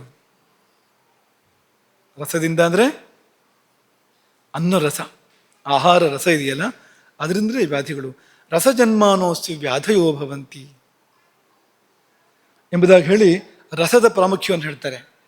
ಏನಪ್ಪ ಅಂದರೆ, ತದ್ಯಥಾ ಖಲ್ವಯಂ ಪುರುಷೋ ರಸಜನ್ಮ ರಸಜ್ವಲನಃ ರಸಸಮಾಧಿಕಃ ರಸಜೀವನಶ್ಚ ಭವತಿ. ನಾವೆಲ್ಲ ಏನು ಅಂದರೆ ರಸಜನ್ಮ, ರಸದಿಂದಲೇ ಹುಟ್ಟಿದ್ದೇವೆ, ರಸದಿಂದಲೇ ಬದುಕ್ತೇವೆ. ಮತ್ತು ನಮ್ಮೊಳಗೆ ಜ್ವಲಿಸುವ ಅಗ್ನಿ ಕೂಡ ಅದು ರಸದಿಂದಲೇ. ಅದು ಅನ್ನ ರಸವನ್ನು ಸ್ವೀಕಾರ ಮಾಡಿ ಜ್ವಲಿಸುವಂಥದ್ದಲ್ವ, ಅದು ರಸ ಸಮಾಧಿ. ನಮ್ಮ ಹುಟ್ಟುವಲ್ಲಿಂದಲೇ, ಬದುಕುವಲ್ಲಿಂದಲೇ, ಬೆಳಕುವಲ್ಲಿಂದಲೇ, ಸಮಾಧಿಯು ಅಲ್ಲಿಯೇ, ರಸದಲ್ಲಿಯೇ. ರಸೋವೈ ಸಹ, ಅದೇ ಅದು ಅಂತ. ಅವನೇ ರಸವಾಗಿ ನಮ್ಮೊಳಗೆ ಉದಿಸಿ ಬರುವಂಥದ್ದು ಪರಮಾತ್ಮನೇ ಅದು ಎಂಬುದಾಗಿ ಹೇಳಿ, ಈ ರಸಗಳನ್ನು ಸರಿಯಾಗಿ ನಾವು ಬಳಸದೇ ಇದ್ದಾಗ, ತಪ್ಪಾಗಿ ಬಳಸಿದಾಗ ಎಲ್ಲ ಸಮಸ್ಯೆಗಳು. ರಸಾನಾಂ ಅಸಮ್ಯಗ್ ಉಪಯೋಗಾತ್, ರಸಗಳ ಅನುಚಿತವಾದ ಬಳಕೆ. ಅನ್ನ ರಸ ಇದೆಯಲ್ಲ, ಇದರ ಅನುಚಿತವಾದ ಬಳಕೆ, ಅಥವಾ ಮಧುರಾಮ್ಲ, ಈ ರಸಗಳಿದೆಯಲ್ಲ, ಮಧುರ, ಆಮ್ಲ, ಲವಣ, ರಸ, ಕಟು, ತಿಕ್ತ, ಕಷಾಯ ಎಲ್ಲ ಇದೆಯಲ್ಲ, ಈ ರಸಗಳ ಅಸಮೀಚೀನವಾದ ಪ್ರಯೋಗದಿಂದಾಗಿ ನಮಗೆಲ್ಲ ಸಮಸ್ಯೆಗಳು. ಅದರಿಂದ ಯಾರಾದರೂ ಆರೋಗ್ಯವಾಗಿರೋಕ್ಕೆ ಸಾಧ್ಯವಾ ಅಂಥದ್ದನ್ನು ಮಾಡಿದರೆ, ಈ ರಸಗಳನ್ನು ಸರಿಯಾಗಿ ಬಳಸ್ತಾ ಇದ್ರೆ ಒಂದು ಚೆನ್ನಾಗಿರೋಕ್ಕೆ ಸಾಧ್ಯವಾ ಅಂತ ಕೇಳ್ತಾರೆ ಅವರು. ಅಜೀರ್ಣ ಅಪಥ್ಯ ಭೋಜನ ಆಯ್ತು, ಅಜೀರ್ಣ ಭೋಜನದಿಂದ, ಅಪಥ್ಯ ಭೋಜನದಿಂದ ಯಾರಾದರೂ ಚೆನ್ನಾಗಿರೋಕ್ಕೆ ಸಾಧ್ಯವಾ?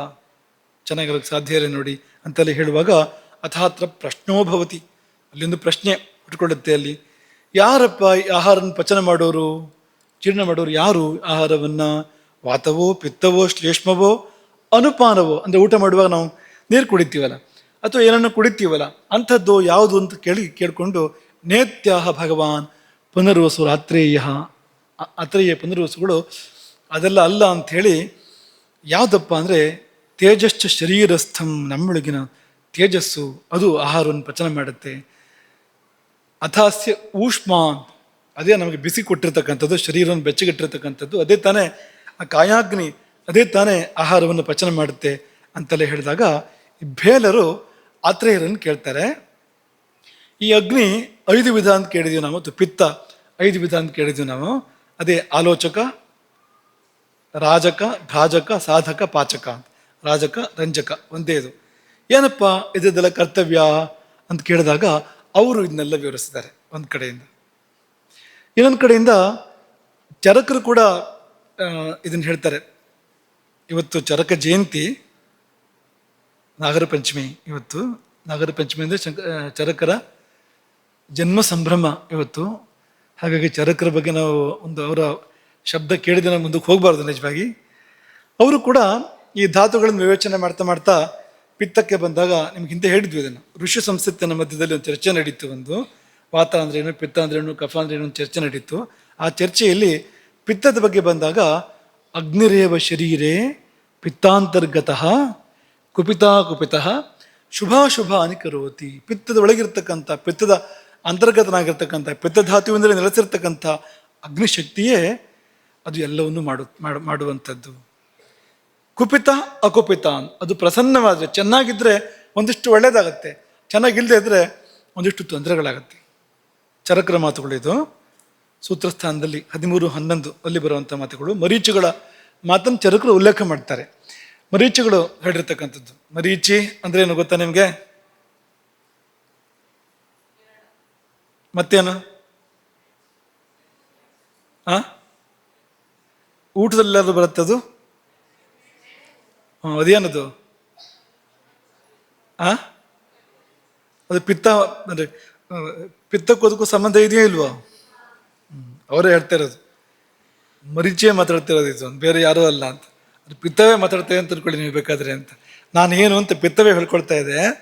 ಅಗ್ನಿರೇವ ಶರೀರೇ ಪಿತ್ತಾಂತರ್ಗತಃ ಕುಪಿತಃ ಶುಭಾಶುಭಾನಿ ಕರೋತಿ ಅಂಥೇಳಿ ಪಕ್ತಿಂ ಅಪಕ್ತಿಂ. ಅವರಿಲ್ಲಿ ಹೆಸರು ಹೇಳೋದಿಲ್ಲ, ಪಾಚಕ ರಾಜಕ ಭ್ರಾಜಕ ಇದೆಲ್ಲ ಹೆಸರು ಹೇಳೋದಿಲ್ಲ, ಪರಿಣಾಮ ಮಾತ್ರ ಹೇಳ್ತಾರೆ. ಪಕ್ತಿ ಅಪಕ್ತಿ, ಜೀರ್ಣ ಆಗೋದು ಜೀರ್ಣ ಆಗದೆ ಇರೋದು ಯಾರ ಕೆಲಸ ಇದು? ಪಾಚಕಾಗ್ನಿ, ಜಠರಾಗ್ನಿ ಮಾಡುವಂಥದ್ದು. ಹಾಗೆ ಜಠರಾಗ್ನಿ ಅಂತ ಹೇಳೋದಿಲ್ಲ ಅವರು. ಪಕ್ತಿ ಮತ್ತು ಅಪಕ್ತಿ, ಜೀರ್ಣ ಮತ್ತು ಅಜೀರ್ಣ ಅಂತ. ಆಮೇಲೆ ದರ್ಶನಂ ಅದರ್ಶನಂ, ಕಾಣೋದು ಕಾಣದೇ ಇರೋದು ಆಲೋಚಕಾಗ್ನಿ. ಆಲೋಚಕಾಗ್ನಿ ಅಂತ ಹೇಳಿಲ್ಲ ಇಲ್ಲ ಅವರು ಈ ಜಾಗದಲ್ಲಿ, ಅಷ್ಟೇ ಹೇಳ್ತಾರೆ ಅವರು. ದರ್ಶನಂ ಅದರ್ಶನಂ, ಆಚಾರ್ಯರ ಶೈಲಿ ನೋಡಿ ಹೇಗಿದೆ ಅಂತ. ಆಮೇಲೆ ಮಾತೃತ್ವ ಮೌಷ್ಮಣ ಪ್ರಕೃತಿ ವಿಕೃತಿ ವರ್ಣವು, ಸಹಜವಾದ ಬಣ್ಣ ಗೆಟ್ಟಿದ್ದು ಯಾವುದಿದು? ಭಾಜಕ. ಆಮೇಲೆ ಶೌರ್ಯಂ ಭಯಂ ಕ್ರೋಧಂ ಹರ್ಷಂ ಮೋಹಂ ಪ್ರಸಾದಂ ಸಾಧಕಾಗ್ನಿ. ಸಾಧಕಾಗ್ನಿಯಿಂದ ಅದು ಚೆನ್ನಾಗಿದ್ದಾಗ ಶೌರ್ಯ ಹರ್ಷ ಪ್ರಸಾದ, ಅದು ಕೆಟ್ಟಾಗ ಭಯ ಕ್ರೋಧ ಮೋಹ. ಹಾಗಾಗಿ ಈ ಶಬ್ದಗಳನ್ನು ಹೇಳ್ತಾರೆ ಅವರು ಚರಕರು. ಅಗ್ನಿ ಯಾವುದು ಅನ್ನೋದು ನಾವು ಅಥವಾ ಪಿತ್ತ ಯಾವುದು ಅನ್ನೋದು ನಾವು ಊಹೆ ಮಾಡ್ಕೊಳ್ಳೋಕೆ ಸಾಧ್ಯ ಇದೆ ನಮಗೆ. ಆ ರೀತಿಯಲ್ಲಿ ಅವ್ರು ಹೇಳ್ತಾರೆ. ಏವಮಾದೀನಿ ಚಾಪರಾಣಿ ದ್ವಂದ್ವ ನೀತಿ ಅಂತ ಹೀಗೆ ಚರಕರು ಕೂಡ ಇದನ್ನು ಪ್ರಸ್ತಾಪ ಮಾಡಿದ್ದಾರೆ. ಈಗ ಒಂದೊಂದನ್ನೇ ನಿಮಗೆಲ್ಲ ವಿಷಯ ಗೊತ್ತಿದೆ. ಈಗ ಆಚಾರ್ಯರ ಭಾಷೆಯಲ್ಲಿ ಸ್ವಲ್ಪ ಕೇಳ್ತಾ ಹೋಗೋಣ. ಸುಶ್ರುತರು ಪಾಚಕಾಗ್ನಿ ಬಗ್ಗೆ ಏನು ಹೇಳ್ತಾರೆ ಅಂತಂದರೆ, ತಚ್ಚ ಅದೃಷ್ಟ ಹೇತುಕೇನ ವಿಶೇಷೇಣ ಪಕ್ವಾಮಾಶಯ ಮಧ್ಯಸ್ಥಂ ಪಿತ್ತಂ ಚತುರ್ವಿಧಂ ಅನ್ನಪಾನಂ ಪಚತಿ ವಿವೇಚಯತಿ ಚ ದೋಷರಸಮೂತ್ರ ಪುರೀಷಾಣಿ. ನಿಮ್ಗೆ ಗೊತ್ತಿರೋಂಥದ್ದೇ, ಕೇಳಿರೋಂಥದ್ದೇ. ಪಾಚಕಾಗ್ನಿ ಏನು ಮಾಡುತ್ತೆ ಅಂದರೆ, ಪಕ್ವಾಮಾಶಯ ಮಧ್ಯಸ್ಥಂ, ಪಕ್ವಾಶಯ ಆಮಾಶಯಗಳ ಮಧ್ಯದಲ್ಲಿ ಇದ್ದುಕೊಂಡು, ಚತುರ್ವಿಧಂ ಅನ್ನಪಾನಂ, 4 ಬಗೆಯ ಅನ್ನಪಾನ. ಯಾವುದೆಲ್ಲ? ಭಕ್ಷ್ಯ ಭೋಜ್ಯ ಲೇಖ್ಯ ಚೋಷ್ಯ ಅಲ್ವಾ? ಏನದು ಕನ್ನಡದಲ್ಲಿ ಹೇಳಿ, ಒಂದೊಂದು ಶಬ್ದದಲ್ಲಿ ಹೇಳಬೇಕು. ಏನು ಶಬ್ದ ಬರೋದಿಲ್ಲ ನಿಮಗೆ, ನೀವು ದಿವಸ ಮಾಡ್ತೀರಿ ಅದನ್ನು. ಒಂದೊಂದೇ ಶಬ್ದದಲ್ಲಿ ಹೇಳಿ.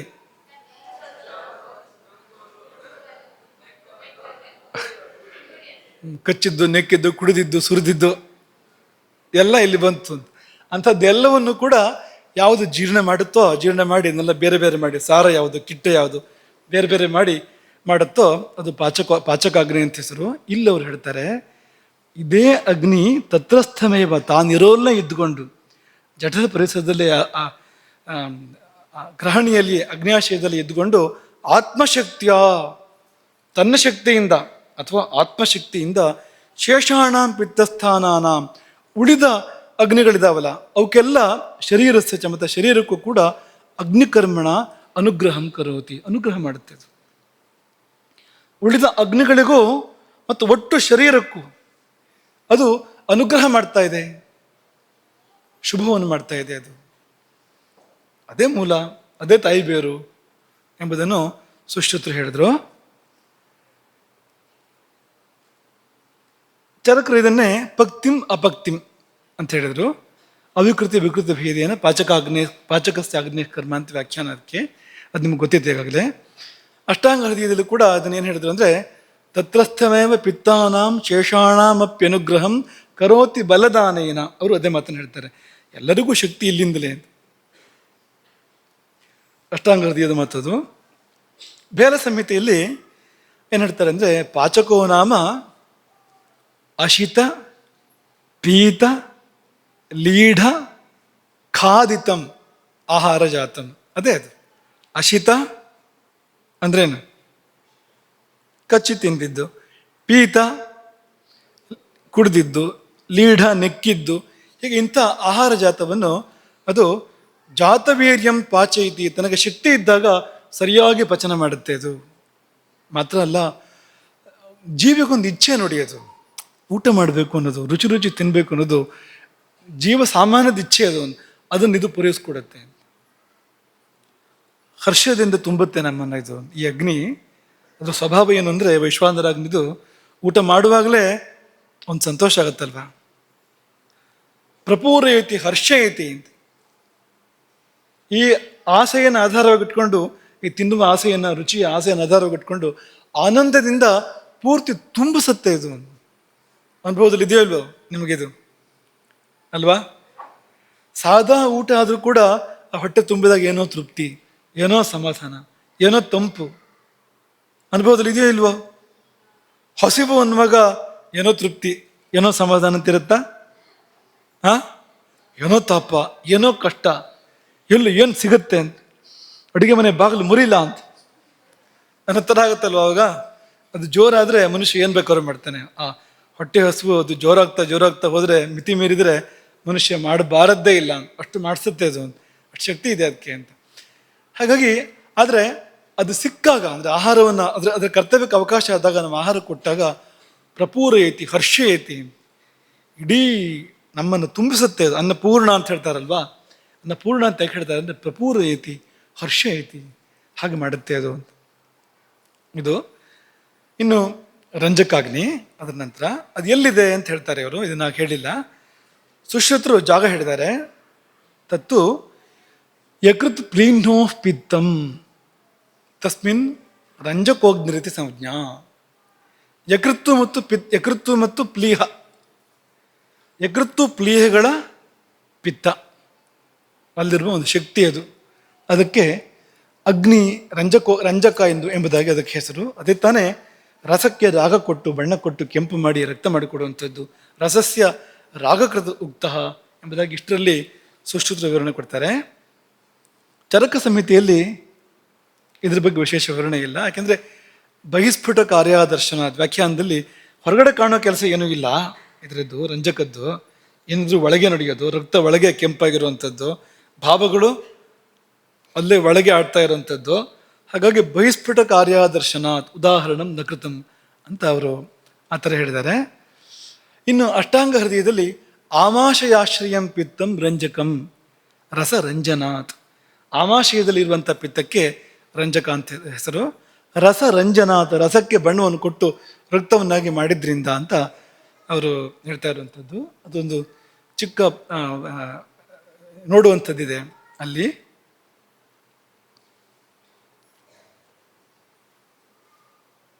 ನೋಡಿ ಇಲ್ಲಿ ಈ ಚಿತ್ರದಲ್ಲಿ ಯಕೃತ್ತು, ಆಮಾಶಯ ಮತ್ತು ಪ್ಲೀಹ, ಸ್ಪ್ಲೀನ್ ಅಂತ ವೈಜ್ಞಾನಿಕ ಪರಿಭಾಷೆಯಲ್ಲಿ ಏನು ಹೇಳ್ತಾರೆ, ಅದು ಇದು ಹತ್ತಿರ ಇರ್ಬೋದು ಅಂತ ಅನ್ಸುತ್ತೆ ನನಗೆ. ಯಕೃತ್ತು ಅಂತಂದ್ರೆ ಲಿವರ್ ಅಂತ ಹೇಳ್ತೀವಲ್ಲ, ಅದು ಆಮಾಶಯ, ಜಠರ, ಇದು ಮೂರು ಹತ್ತತ್ರ ಬಂದಿದೆ ನೋಡಿ. ಇದು ಮೂರು ಕೂಡ ಒಂದು ಜಾಗದಲ್ಲಿ ಎಲ್ಲ ಸೇರ್ತಾ ಇದೆ, ಹತ್ರ ಬಂದಿದೆ ನೋಡಿ ಅಂತ. ಆ ಪರಿಸರದಲ್ಲಿ ಈ ರಂಜಕ ಎನ್ನುವ ಅಗ್ನಿ ಅದು ಕೆಲಸ ಮಾಡುವಂಥದ್ದು ಎಂಬುದಾಗಿ ಈ ಆಚಾರ್ಯರ ಅಭಿಪ್ರಾಯವನ್ನು ಸೇರಿಸಿದ್ರೆ ಹಾಗಾಗತ್ತೆ. ಅಷ್ಟಾಂಗ ಹೃದಯ ಆಮಾಶಯ ಅಂತ ಹೇಳ್ತಾ ಇದೆ, ಇವರು ಯಕೃತ್ತು ಮತ್ತು ಪ್ಲೀಹ ಅಂತ ಹೇಳ್ತಾ ಇದ್ದಾರೆ. ಅದೆಲ್ಲ ಎಲ್ಲಿ ಹತ್ತತ್ರ ಬರುತ್ತೋ ತುಂಬ ಆ ಸ್ಥಾನವನ್ನು ನಾವು ರಂಜಕ ಪಿತ್ತದ ಸ್ಥಾನ, ರಂಜಕಾಗ್ನಿಯ ಸ್ಥಾನ ಎಂಬುದಾಗಿ ಕರೀಬಹುದು. ಇನ್ನು ಎಲ್ಲ ಹೇಳಿದ್ದಾರೆ ಇದು ರಾಗವನ್ನು ಕೊಡುತ್ತೆ, ಅನುರಾಗವನ್ನು ಕೊಡುತ್ತೆ ಅಂತಂದರೆ ಬೇರ ಸಂಹಿತೆ. ಬೇರ ಸಂಹಿತೆ ಏನು ಹೇಳುತ್ತೆ ಅಂದರೆ ಚಕ್ಷುಶ್ರೋತ್ರ ಘ್ರಾಣ ರಸನ ಸ್ಪರ್ಶನ ವಾಕ್ ಪಾಣಿಪಾದ ಪಾಯುಪಸ್ಥೇಭ್ಯ, ಇಂದ್ರಿಯಗಳನ್ನೆಲ್ಲ ಪಟ್ಟಿ ಮಾಡಿಬಿಟ್ರು ಪೂರ್ತಿ, ಎಲ್ಲ ಇಂದ್ರಿಯಗಳು ಪಟ್ಟಿ ಮಾಡಿ ಇದೆಲ್ಲ ಬಳಸ್ಕೊಂಡು ಈ ರಂಜಕಾಗ್ನಿ ಏನು ಮಾಡುತ್ತೆ ಅಂದರೆ ರಾಗವನ್ನು ಉಂಟು ಮಾಡುತ್ತೆ, ಅಂಟನ್ನು ಉಂಟು ಮಾಡುತ್ತೆ, ಯಾವುದೋ ಒಂದು ಬೇಕು ಅನ್ನೋ ಥರ ಮಾಡುತ್ತೆ. ಜೊತೆಗಿರಬೇಕು, ಯಾರೋ ಒಂದು ವ್ಯಕ್ತಿ, ವಸ್ತು, ಸಂಗತಿ ಜೊತೆಗಿರಬೇಕು ಅನ್ನೋ ಥರ ವಿಷಯಾರ್ಥಾನಾಂ ಸ್ವಭಾವೋಪರಕ್ತಾನಾಂ ಪರಸ್ಪರೇಭ್ಯೋ ರಾಗಮುತ್ಪಾದಯತಿ. ಪರಸ್ಪರ ಅಂಟು ಭಾಗ ಮಾಡುವಂಥ ಅಗ್ನಿ ಏನಿದೆ ಅದೇ ರಂಜಕಾಗ್ನಿ ಅನ್ನೋದು ಬೇರ ಸಂಹಿತೆಯ ಮಾತು. ಈ ಯಕೃತ್ತು ಪ್ಲೀಹ ಅಂದಾಗ ರಾಮಾಯಣದ ಸ್ಮರಣೆ ಆಗುತ್ತೆ ಒಂದ್ಸರಿ. ರಾಮಾಯಣದಲ್ಲಿ ಸೀತೆಯನ್ನು ಭಯಪಡಿಸೋದು ರಾಕ್ಷಸಿಯರು. ಸೀತೆಗೆ ಪರಿಪರಿಯಾಗಿ ಹೇಳ್ತಾರೆ ರಾವಣನನ್ನು ಒಪ್ಕೊ ಅಂತ, ರಾವಣನ ಭಜ ಭರ್ತಾರಂ ಭರ್ತಾರಂ ಸರ್ವರಕ್ಷಸಾಂ ಅಂತ. ಅವಳು ಒಪ್ಕೊಳ್ಳದೆ ಇದ್ದಾಗ ಅವಳನ್ನು ಗದರಿಸೋದು, ಬೆದರಿಸೋದು. ಆಗ ಒಂದು ರಾಕ್ಷಸಿ ಈಗ ಹೇಳ್ತಾಳೆ, ಯಕೃತ್ ಪ್ಲೀಹ ಮಥೋತ್ಪೀಡಂ ಹೃದಯಂಚ ಸಬಂಧನಂ ಅಂತರಾಣ್ಯಪಿ ತಥಾ ಶೀರ್ಷಂ ಖಾದೇಯಮಿತಿ ಮೇಮತಿ, ನಿನ್ನ ಯಕೃತ್ತನ್ನು, ಪ್ಲೀಹವನ್ನು, ನಿನ್ನ ಈ ನಾಡಿ ಜಾಲ ಸಹಿತವಾಗಿರ್ತಕ್ಕಂಥ ಹೃದಯವನ್ನು, ಕರುಳುಗಳನ್ನು, ಮಿದುಳನ್ನು ಕೂಡ ತಿಂದು ಬಿಡ್ತೇನೆ, ಈಗ ಆಸೆ ಆಗಿದೆ ನನಗೆ ಅಂತ ಒಂದು ರಾಕ್ಷಸಿ ಆಯುಧ ಜಳುಪಿಸಿ ಸೀತೆ ಮುಂದೆ ಬಂದು ಎತ್ಕೊಂಡು ಹೇಳಿದ್ಲು ಅಂತ ವಾಲ್ಮೀಕಿ ರಾಮಾಯಣ. ಇಂಥದ್ದೇ ಸುಮಾರು ಮಾತುಗಳಿದೆ, ಇದು ಒಂದೇ ಅಲ್ಲ, ಇದ್ರ ಹಿಂದೆ ಮುಂದೆ ಇಂಥದ್ದೆಲ್ಲ ಸೀತೆ ಕೇಳಿದಾಳೆ ಆ ಸಮಯದಲ್ಲಿ. ಹೀಗಾಗಿ ಆಂಜನೇಯನಿಗೆ ಈ ರಾಕ್ಷಸಿನ ಮೇಲೆ ಒಂದು ಅಸಾಧ್ಯವಾದ ಕೋಪ, ಅವನ್ನೆಲ್ಲ ಚೆನ್ನಾಗಿ ಚಚ್ಚಿ ಬಿಡಬೇಕು ಅಂತ ಅಂದ್ಕೊಂಡಿದ್ದಂತೆ. ಅವನು ಒಂದು ಒಪ್ಪಿಗೆ ಕೇಳ್ತಾನೆ ಸೀತೆನ, ಮುಂದಕ್ಕೆ ರಾವಣ ಸತ್ತ ನಂತರ ಒಂದು ಅನುಮತಿ ಕೊಡು, ಇವರಿಗೆಲ್ಲ ಒಂದು ಗತಿ ಕಾಣಿಸ್ತೇನೆ ಅಂತ. ಸೀತೆ ಅವ್ರನ್ನೆಲ್ಲ ಕಾಪಾಡಿದ್ಲು ಆ ಸಮಯದಲ್ಲಿ.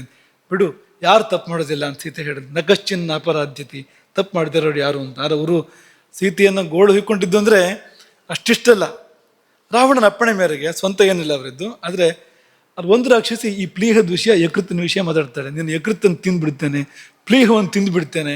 ಜೀವಂತ ಇದ್ದಾಗಲೇ ಹೇಳಿದ್ರೆ ಎದುರುಗಡೆ ನಿಂತ್ಕೊಂಡು, ತಿನ್ನೋರೇ ಅವರು, ಅವ್ರನ್ನ ತಿಂದೇ ಇರೋರಲ್ಲ, ಅದು ಅಭ್ಯಾಸ ಇರೋಂತಾರೆ ಅವರು. ಅಂಥವ್ರು ಹೇಳಿದಾಗ ವಿಕಾರ ರೂಪದವರು ಹೇಗಾಗ್ಬೋದು ಹೇಳಿ. ಆದರೆ ಇದೆಲ್ಲ ನಮ್ಮೊಳಗಿದೆ. ಇನ್ನು ಸಾಧಕಾಗ್ನಿ ಬಗ್ಗೆ ಇರುವಂಥ ಪಂಕ್ತಿಗಳು ಒಂದೆರಡನ್ನು ಈ ಥರ ನೋಡಿದರೆ ಇದನ್ನು ಪರ್ಯವಸಾನ ಮಾಡ್ಬೋದು. ಸುಶ್ರುತರು ಹೇಳೋದು ಯತ್ ಪಿತ್ತಂ ಹೃದಯಸ್ಥಂ, ಯಾವ ಪಿತ್ತ ಆ ಶಕ್ತಿ ಅದು ಹೃದಯದಲ್ಲಿದೆಯೋ ತಸ್ಮಿನ್ ಸಾಧಕೋಗ್ನಿ ರೀತಿಯ ಸಂಜ್ಞಾ, ಅದಕ್ಕೆ ಸಾಧಕ ಎನ್ನುವ ಹೆಸರು. ಏನು ಮಾಡ್ತಾ ಇದು ಅಂದರೆ ಸ್ವಭಿಪ್ರಾರ್ಥಿತ ಮನೋರಥ ಸಾಧನ ಕೃತುಕ್ತ, ಅದು ನೀವು ಕೇಳಿದ್ದನ್ನು ಮಾಡಿಕೊಡುತ್ತೆ. ಅಭಿಪ್ರಾರ್ಥಿತ ಮನೋರಥ ಸಾಧನ ಕೃತ್, ಏನೇ ಅಪೇಕ್ಷೆ ಪಟ್ಟರು ಕೂಡ ಈಡೇರಿಸ್ಕೊಡುತ್ತೆ ಅದು. ಇದು ದೇವತಾ ಸ್ವರೂಪ. ಇದು ಇಲ್ಲೇ ಇದ್ರೆ ಅದು ಭೌತಿಕವಾದನ್ನು ಹೇಳ್ತಾ ಇಲ್ಲ, ಇಲ್ಲೇನೋ ನಡೆಯೋ ಕೆಲಸ ಹೇಳ್ತಾ ಇಲ್ಲ. ಅದು ಇಷ್ಟ ಸಿದ್ಧಿಯನ್ನು ಮಾಡಿಕೊಡುತ್ತೆ. ಅಂದರೆ ಯಾರು ಮಾಡಿಕೊಡ್ಬೇಕು ಇಷ್ಟ ಸಿದ್ಧಿಯನ್ನು? ದೇವತೆಗಳು ತಾನೆ, ದೈವ ಸ್ವರೂಪ ಇದು ಈ ಅಗ್ನಿ. ಸ್ಥಾನವೂ ಹೃದಯ, ಸಾಲದಕ್ಕೆ ಸ್ಥಾನವೂ ಕೂಡ ಹೃದಯ. ವ್ಯಾಖ್ಯಾನವೂ ಅದನ್ನು ಹೇಳ್ತಾ ಇದೆ, ಸಹ ಅಭಿಪ್ರಾರ್ಥಿತ ಮನೋರಥ ಸಾಧನ ಕೃತ್ ಇತಿ. ಹಾಗಂದ್ರೆ ಏನು ಅಂದರೆ ಧರ್ಮ ಅರ್ಥ ಕಾಮ ಮೋಕ್ಷ ಲಕ್ಷಣ ಪುರುಷಾರ್ಥಸ್ಯ ಸಾಧಕ. ದಲ್ಹಣರ ನಿಬಂಧ ಸಂಗ್ರಹ ವ್ಯಾಖ್ಯಾನ ಇದು. ಅವ್ರು ಮತ್ತು ಮುಂದುವರೆದು ಹೇಳ್ತಾರೆ, ಹೇಗೆ ಅಂದರೆ ಹೃದಯಸ್ಥ ಕಫ ತಮೋಪನೋದ ವಿಸ್ಪಷ್ಟೀಕೃತ ಮನಃ ಪ್ರಾಗುಣ್ಯ. ಹೃದಯದ ಕಫವನ್ನು ಅಂದರೆ ಕಫರೂಪದ ತಮಸ್ಸನ್ನು ಒತ್ತಟ್ಟಿಗೆ ಸರಿಸಿ ತಿಳಿ ಮಾಡಿ, ಅದನ್ನು ಕರಗಿಸಿ ತಿಳಿ ಮಾಡಿ, ಅದು ಶುದ್ಧ ಹೃದಯವನ್ನು ಕೊಟ್ಟು ಇದನ್ನೆಲ್ಲ ಕೊಡುತ್ತೆ. ಚರಕ ಸಮಿತಿ ಈಗಾಗಲೇ ಹೇಳಿದೆ ನಿಮಗೆ, ಶೌರ್ಯ ಭಯ ಕ್ರೋಧ ಹರ್ಷ ಮೋಹ ಪ್ರಸಾದ ಎಲ್ಲ ಅದರಿಂದ ಅಂತ. ಅಷ್ಟಾಂಗ ಹೃದಯವು ಕೂಡ ಅದನ್ನೇ ಹೇಳುತ್ತೆ. ಅಭಿಪ್ರೇತಾರ್ಥ ಸಾಧನಾತ್ ಸಾಧಕಂ ಹೃದ್ಗತಂ ಪಿತ್ತಂ. ಹೃದಯದ ಪಿತ್ತಕ್ಕೆ ಸಾಧಕ ಅಂತ ಹೆಸರು. ಯಾಕೆಂದರೆ ಅಭಿಪ್ರೇತಾರ್ಥ ಸಾಧನ, ಏನೇ ಬಯಸಿದ್ರು ಕೂಡ ಸಾಧನೆ ಮಾಡಿಕೊಡುತ್ತೆ ಅಂತ.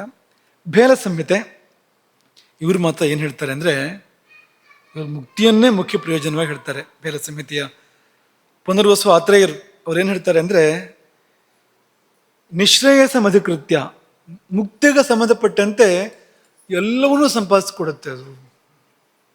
ನಿಶ್ರೇಯಸ ಮಧಿಕೃತ್ಯ ಸರ್ವಾರ್ಥಾನಾಪ್ನೋತಿ, ಸರ್ವ ಪದಾರ್ಥಾನಾಪ್ನೋತಿ ಸ್ವಯುಕ್ತ್ಯ.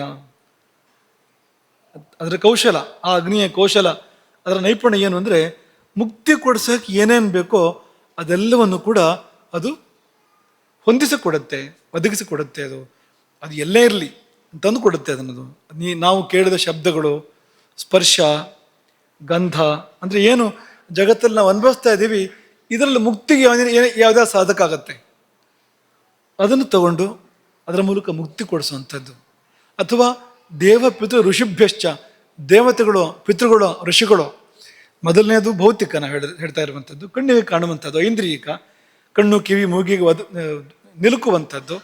ಅಲ್ಲಿಂದ ಯಾವ್ಯಾವುದು ಮುಕ್ತಿಗೆ ಸಾಧಕ್ಕೂ ಅದನ್ನು ತಗೊಳುತ್ತೆ ಇದು ಈ ಅಗ್ನಿ. ಇದು ಅದಲ್ಲದೆ ದೇವ ಪಿತೃ ಋಷಿಗಳು ಅಂದರೆ ನಮ್ಮೊಳಗೆ ಕೆಲಸ ಮಾಡ್ತಕ್ಕಂಥ 3 ಶಕ್ತಿಗಳು.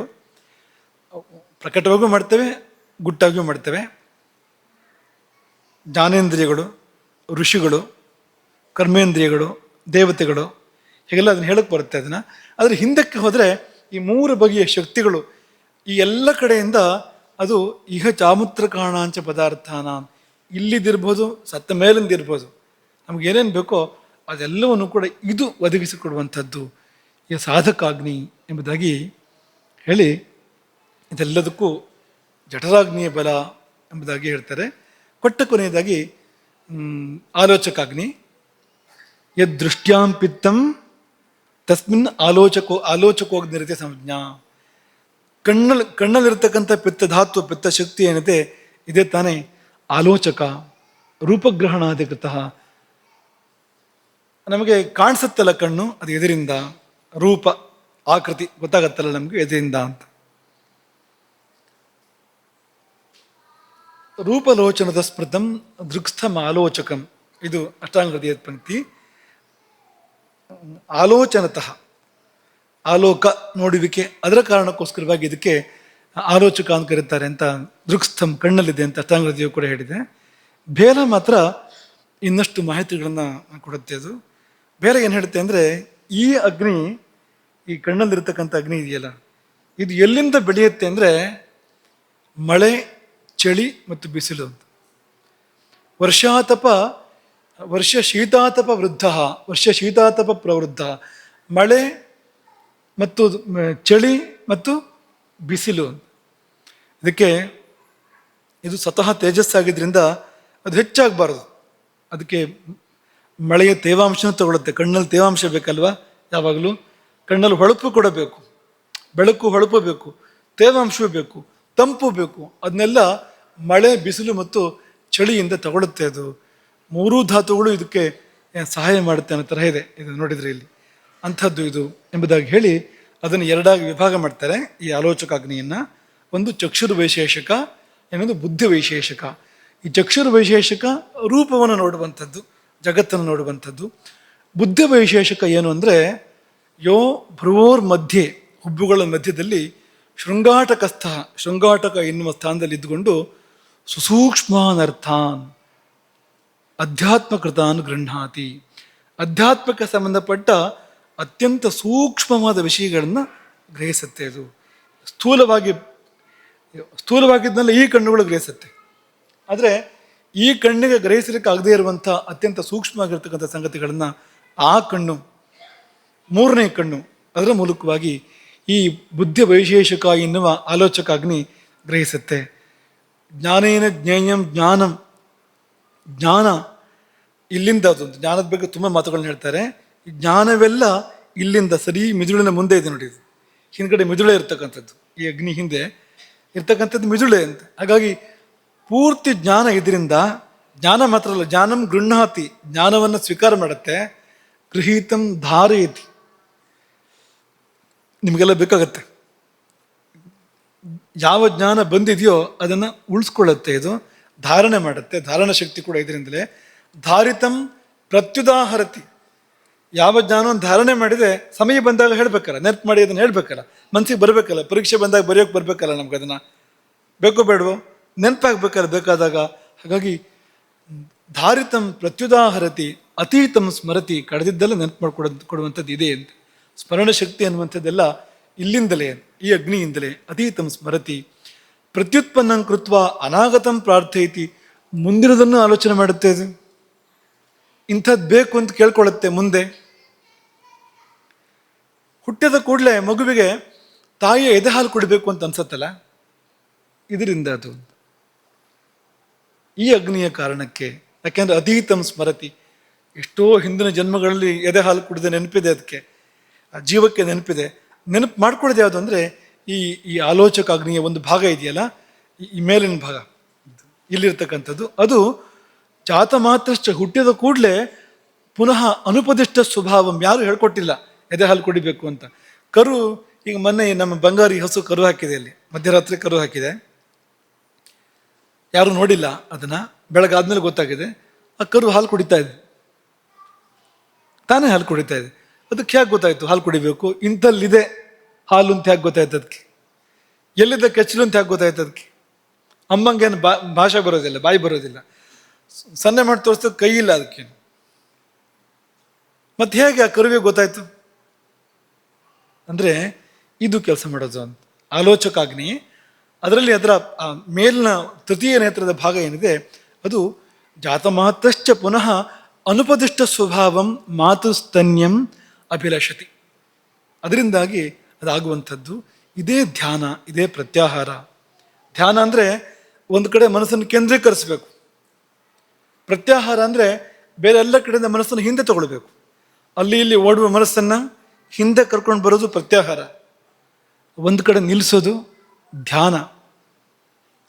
ಆ ಧ್ಯಾನ ಪ್ರತ್ಯಾಹಾರಗಳಲ್ಲಿ ಯೋಜನೆ ಮಾಡೋದು ಯಾವುದಪ್ಪ ಅಂದರೆ ಇದೇ ಬುದ್ಧಿ ವೈಶೇಷಿಕ ಎನ್ನುವಂಥ ಈ ಆಲೋಚಕಾಗ್ನಿ ಏನಿದೆ ಅದೇ ಧ್ಯಾನವನ್ನು ಮತ್ತು ಪ್ರತ್ಯಾಹಾರವನ್ನು ಕೊಡುವಂಥದ್ದು. ಹಾಗಾಗಿ ನೀವು ಈ ಅಗ್ನಿಗಳನ್ನ ಚೆನ್ನಾಗಿಟ್ಕೊಂಡ್ರೆ ಎಲ್ಲ ಚೆನ್ನಾಗಿರುತ್ತೆ. ಅದಿಲ್ಲ ಅಂದರೆ ಯಾವುದೂ ಇಲ್ಲ ಅಂಥದ್ದಿದು ಅಂತ. ಇನ್ನು ಭ್ರಾಜಕಾಗ್ನಿ, ಅದೇ ಆಗಲೇ ಹೇಳಿದ ಹಾಗೆ ಅಭ್ಯಂಗ, ಪರಿಷೇಕ, ಅವಗಾಹ, ಲೇಪನಾದೀನ, ಏನೇನು ನೀವು ಹಚ್ಚುತ್ತೀರಿ ಮೇಲ್ಗಡೆ ಎಲ್ಲವನ್ನು ಇದು ತಗೊಳ್ಳೋದು.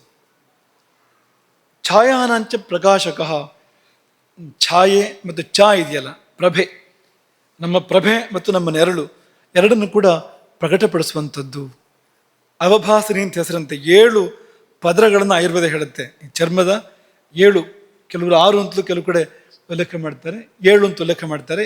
ಒಂದೊಂದು ಪದರಕ್ಕೂ ಹೆಸರು ಕೊಟ್ಟಿದ್ದಾರೆ ಅವರು, ಒಂದೊಂದು ಪದರಕ್ಕೂ ಹೆಸರು ಕೊಟ್ಟಿದ್ದಾರೆ. ಇದೆಲ್ಲ ಸೂಕ್ಷ್ಮದರ್ಶಕ ಇಲ್ಲದೆ ಗೊತ್ತಾಗುವಂಥದ್ದಲ್ಲ. ಚರ್ಮದ ಪದರಗಳು ಅಂತಂದರೆ ಸೂಕ್ಷ್ಮದರ್ಶಕ ಇಲ್ಲದೆ ಕಾಣುವಂಥದ್ದಲ್ಲ, ಆದರೆ ಅವ್ರು ನೋಡಿದ್ದಾರೆ, ಅದನ್ನು ಹೆಸರು ಕೊಟ್ಟಿದ್ದಾರೆ. ನೋಡಿದ್ದು ಮಾತ್ರ ಅಲ್ಲ ಅಂತ.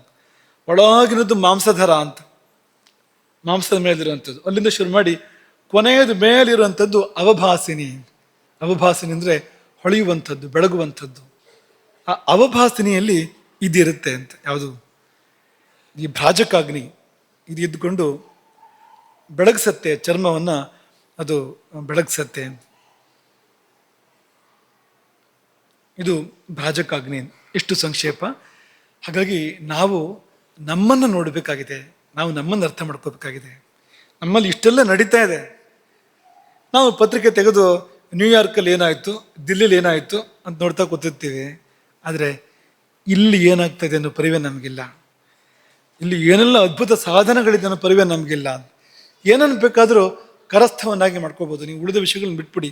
ಕೇವಲ ಅಗ್ನಿ ಒಂದೇ ತಗೊಂಡ್ರೂ ಕೂಡ ನೀವು ಕೇಳಿದ್ದನ್ನು ಮಾಡ್ಕೊಳ್ಳೋ ಶಕ್ತಿ ಅದಕ್ಕೆ.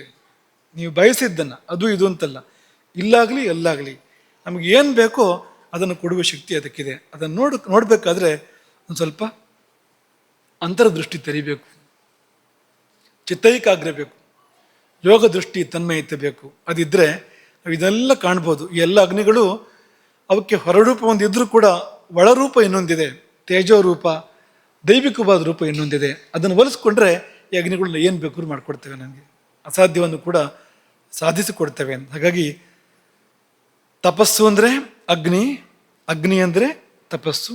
ತಪಸ್ಸಿಗೆ ಅಸಾಧ್ಯವಾದ ಯಾವುದೂ ಇಲ್ಲ ಅಂತಂದ್ರೆ ಅರ್ಥ ಏನು? ಅಗ್ನಿಗೆ ಅಸಾಧ್ಯವಾದ ಯಾವುದೂ ಇಲ್ಲ, ಅಗ್ನಿಗೆ ನಿರುಗದೇ ಇರುವಂಥದ್ದು ಯಾವುದೂ ಇಲ್ಲ.